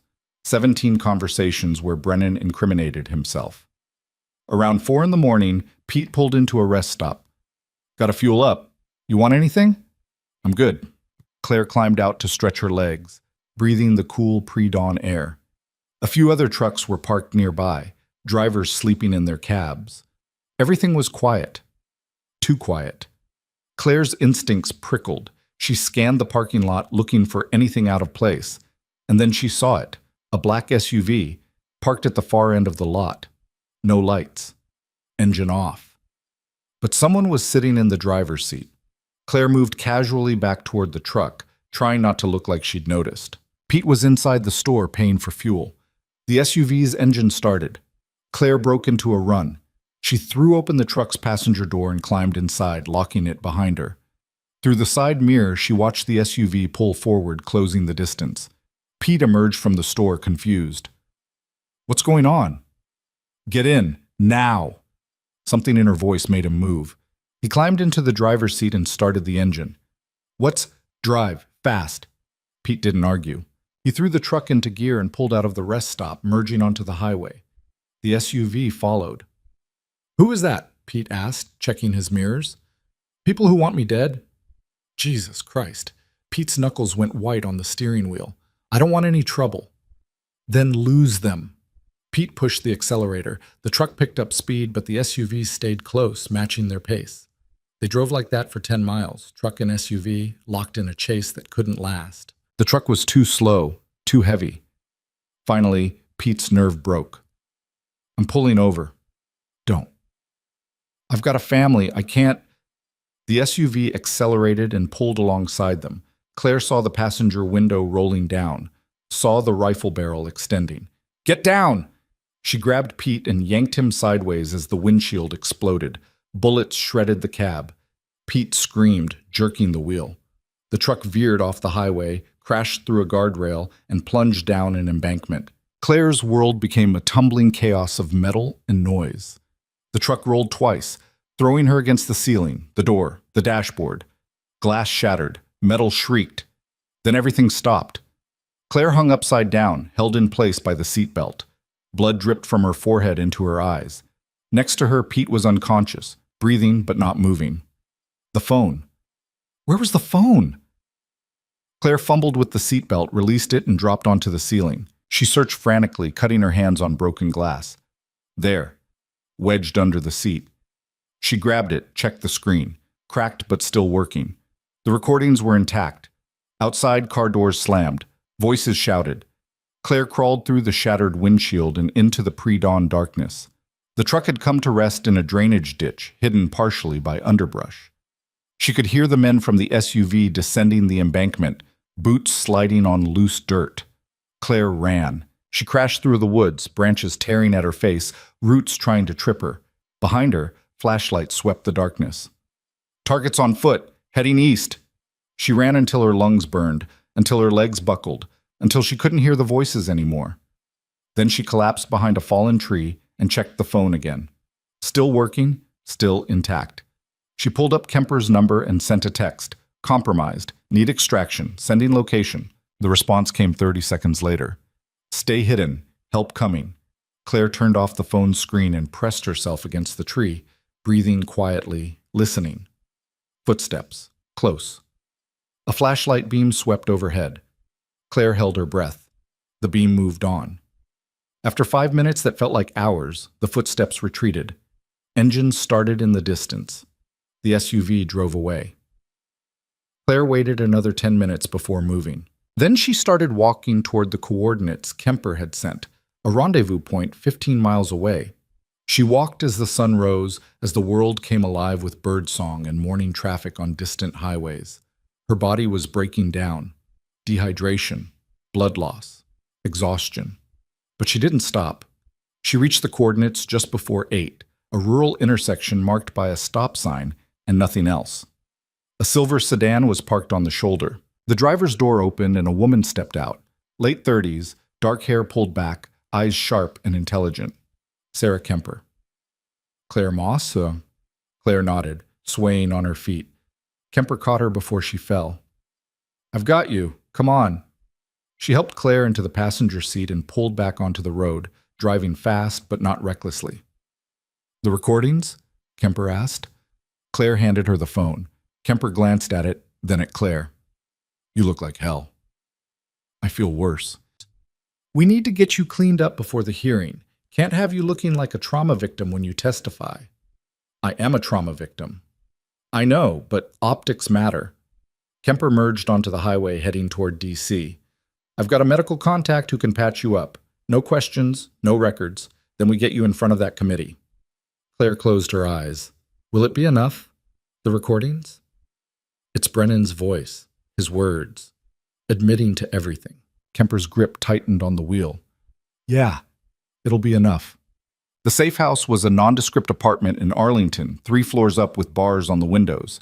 Kemper's medical contact turned out to be a retired Army medic who stitched Claire's shoulder, bandaged her wounds, and gave her antibiotics without asking a single question.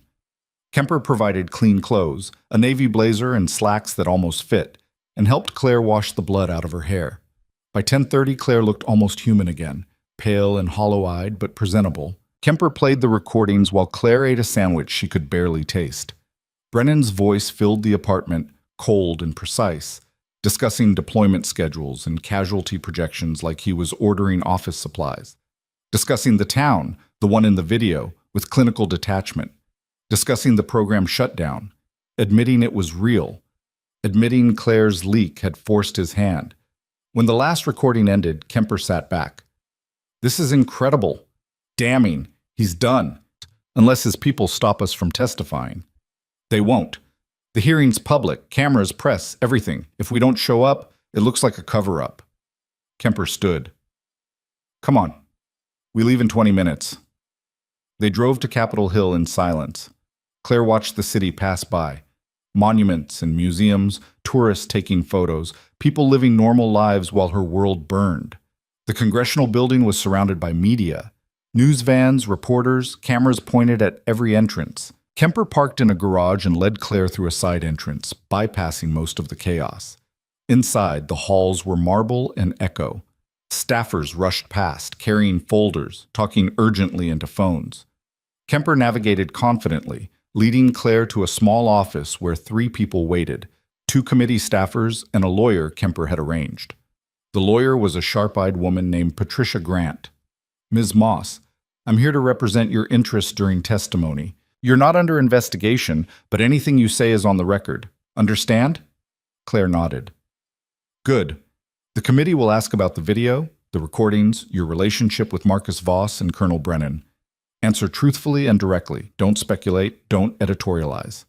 Grant's expression softened slightly. And don't let them intimidate you. You're the victim here. I don't feel like a victim. Then act like a witness. That's all they need.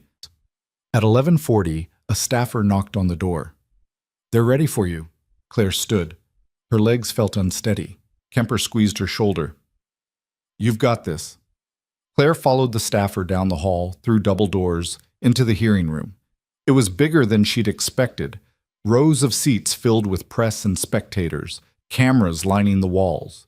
And at the front, a curved bench where 7 committee members sat, watching her approach. Claire walked to the witness table and sat. Someone placed a microphone in front of her. The room fell silent. The committee chairman, a gray-haired senator named Holland, leaned forward. "Please state your name for the record." Claire's voice came out steady. "Claire Elizabeth Moss." "Ms. Moss, you're here voluntarily to provide testimony regarding a video leaked to the public 6 days ago, allegedly showing the aftermath of a bioweapon test conducted on American soil. Is that correct?" "Yes, sir." "And do you have evidence to support the authenticity of this video?" Claire reached into her jacket and pulled out Voss's phone. "I have 17 audio recordings of Colonel Frank Brennan discussing the Prototype 7 bioweapon program, including his admission that the program existed and was shut down due to my leak." A murmur rippled through the room. Holland gestured to a staffer. "We'll need to verify those recordings. In the meantime, walk us through what you know." Claire took a breath. Then she told them everything. She described working at Crescent Bay Medical Center, described the mercenary attack, described Brennan recruiting her, lying to her, using her as bait. She described finding Voss, the files, the video footage of the dead town. She described Brennan's camp, the interrogation, the threats. And she described Voss dying in the forest, handing her the recordings with his last breath. When she finished, the room was silent. Holland looked at his colleagues. "Questions?" A younger senator, Representative Kim, leaned into her microphone. "Ms. Moss, you're asking this committee to believe that a senior military officer orchestrated an illegal bioweapon program, tested it on American citizens, and then tried to cover it up by framing you as a terrorist." "I'm not asking you to believe anything," Claire said quietly. "I'm providing evidence. Verify the recordings. Investigate the facility in Nevada. Exhume the bodies from the town in the video. The truth is there. You just have to look." Another senator spoke up. "Where is Colonel Brennan now?" "I don't know." "When did you last see him?" 2 days ago, at his operations base in the forest outside Crescent Bay." Holland made a note. "We'll be issuing a subpoena for Colonel Brennan to testify. In the meantime, the double doors at the back of the room burst open." Claire turned. Colonel Frank Brennan walked in, flanked by 2 lawyers and a Marine escort. The room erupted. Reporters shouted questions. Cameras swiveled. Holland banged his gavel for order. Brennan walked calmly down the aisle, his uniform immaculate, his expression neutral. He stopped beside Claire's table and looked down at her. "Gunnery Sergeant Moss," he said quietly. "I underestimated you." Claire met his eyes. "You shouldn't have." Holland banged the gavel again. "Colonel Brennan, you're not scheduled to testify until—" "I waive my right to delay," Brennan interrupted. "I'll testify now." His lawyers tried to protest, but Brennan ignored them. He took the seat beside Claire, adjusted his microphone, and faced the committee. "My name is Colonel Frank Brennan, United States Marine Corps. I've served this country for 23 years. And yes, I authorized the Prototype 7 program." The room went silent. Holland stared. "You're admitting—" "I'm admitting nothing that isn't already on those recordings." Brennan gestured toward the phone on Claire's table. "Ms. Moss has done her homework. The evidence is real. The program existed. I ran it." "Why?" Brennan's expression didn't change. "Because someone had to. Because our enemies are developing bioweapons, and we needed to understand how they work to develop countermeasures.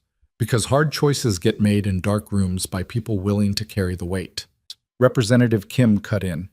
"You tested a lethal bioweapon on American citizens. That's not a hard choice. That's a war crime." The town in the video was condemned, scheduled for demolition due to environmental contamination. The residents had already been evacuated. We used the empty location to study dispersal patterns. Brennan's voice remained calm. "No one died in that test." Claire's hands clenched. "That's a lie." Brennan looked at her. "Is it? Have you verified the video's authenticity? Cross-referenced the town's records? Or did you just assume the worst because that's what you wanted to believe?" Holland interrupted. "Colonel, are you claiming the video is fabricated?" "I'm claiming it's been misinterpreted. Yes, we conducted tests. Yes, we used a real location, but we didn't kill anyone." Brennan leaned forward. "The program was designed to protect American lives, and it worked. We developed a vaccine, a countermeasure that saved thousands of lives when a foreign power attempted to deploy a similar weapon in Southeast Asia 6 months ago." Kim shook her head. "You expect us to believe—" "I expect you to investigate," Brennan said. "Pull the town's evacuation records. Check the hospital registries. Interview the residents. They're alive, all of them. He paused. Ms. Moss is a decorated Marine who suffered significant trauma during her service. She's done tremendous good. But she's also been misled by a domestic terrorist, Marcus Voss, who manipulated her into believing a false narrative. Claire's vision went red. Voss died trying to expose you. Voss died because he was a criminal who stole classified material and endangered national security. Brennan's tone sharpened. He fed you lies, and you believed them because you wanted to be a hero. I wanted to stop you from killing people. No one died. Then where's the vaccine? Claire demanded. Show us. Prove it exists. Brennan hesitated, just for a second, but Claire saw it. Holland saw it too. Colonel, can you provide evidence of this vaccine? It's classified. Then declassify it. If it saves lives like you claim, there's no reason to keep it secret. Brennan's jaw tightened. That's not my decision. Then whose decision is it? Kim pressed. Silence. Holland leaned back. Colonel Brennan, I'm placing you under oath. Did anyone die as a result of the Prototype 7 program? Brennan looked at Claire, then at the committee, then at the cameras. No, he said. Holland gestured to a staffer. Get the town's records, evacuation manifests, hospital registries, everything. Cross-reference with the video's metadata. He turned back to Brennan. Colonel, until we verify your claims, you're relieved of duty pending investigation. Surrender your credentials. Brennan's face went hard. You're making a mistake. Maybe, but it's mine to make. Holland banged the gavel. This hearing is recessed until we have confirmation. Both Ms. Moss and Colonel Brennan will remain available for further questioning. The room erupted again. Reporters surged toward the witness table. Claire stood, dizzy, barely processing what had just happened. Kemper appeared beside her. Come on, let's get you out of here. They pushed through the crowd, out a side door, into a quiet hallway. Claire leaned against the wall, breathing hard. Did that just happen? Yeah, Kemper was grinning. You did it. You got him on record, under oath, making claims he can't back up. But what if he's right? What if the town was evacuated? What if Voss lied? Then we verify. But my gut says Brennan's scrambling. That hesitation when they asked for the vaccine? He doesn't have it. Kemper pulled out her phone. I've got contacts checking the town's records right now. We'll know within the hour. Claire closed her eyes. I need to sit down. Kemper led her to a bench. They sat in silence while staffers rushed past, while the building buzzed with urgency. 40 minutes later, Kemper's phone rang. She answered, listened, then looked at Claire. The town wasn't evacuated. Residents are still listed as missing. No hospital records. No relocation documents. Kemper's voice was quiet. Brennan lied. Claire felt something break open in her chest. Relief. Vindication. Rage. So what happens now? Now the committee reconvenes, and Brennan goes down. Assent. The hearing resumed 3 hours later. The room was even more packed than before. Every seat filled, cameras everywhere, the energy crackling. Holland called the session to order.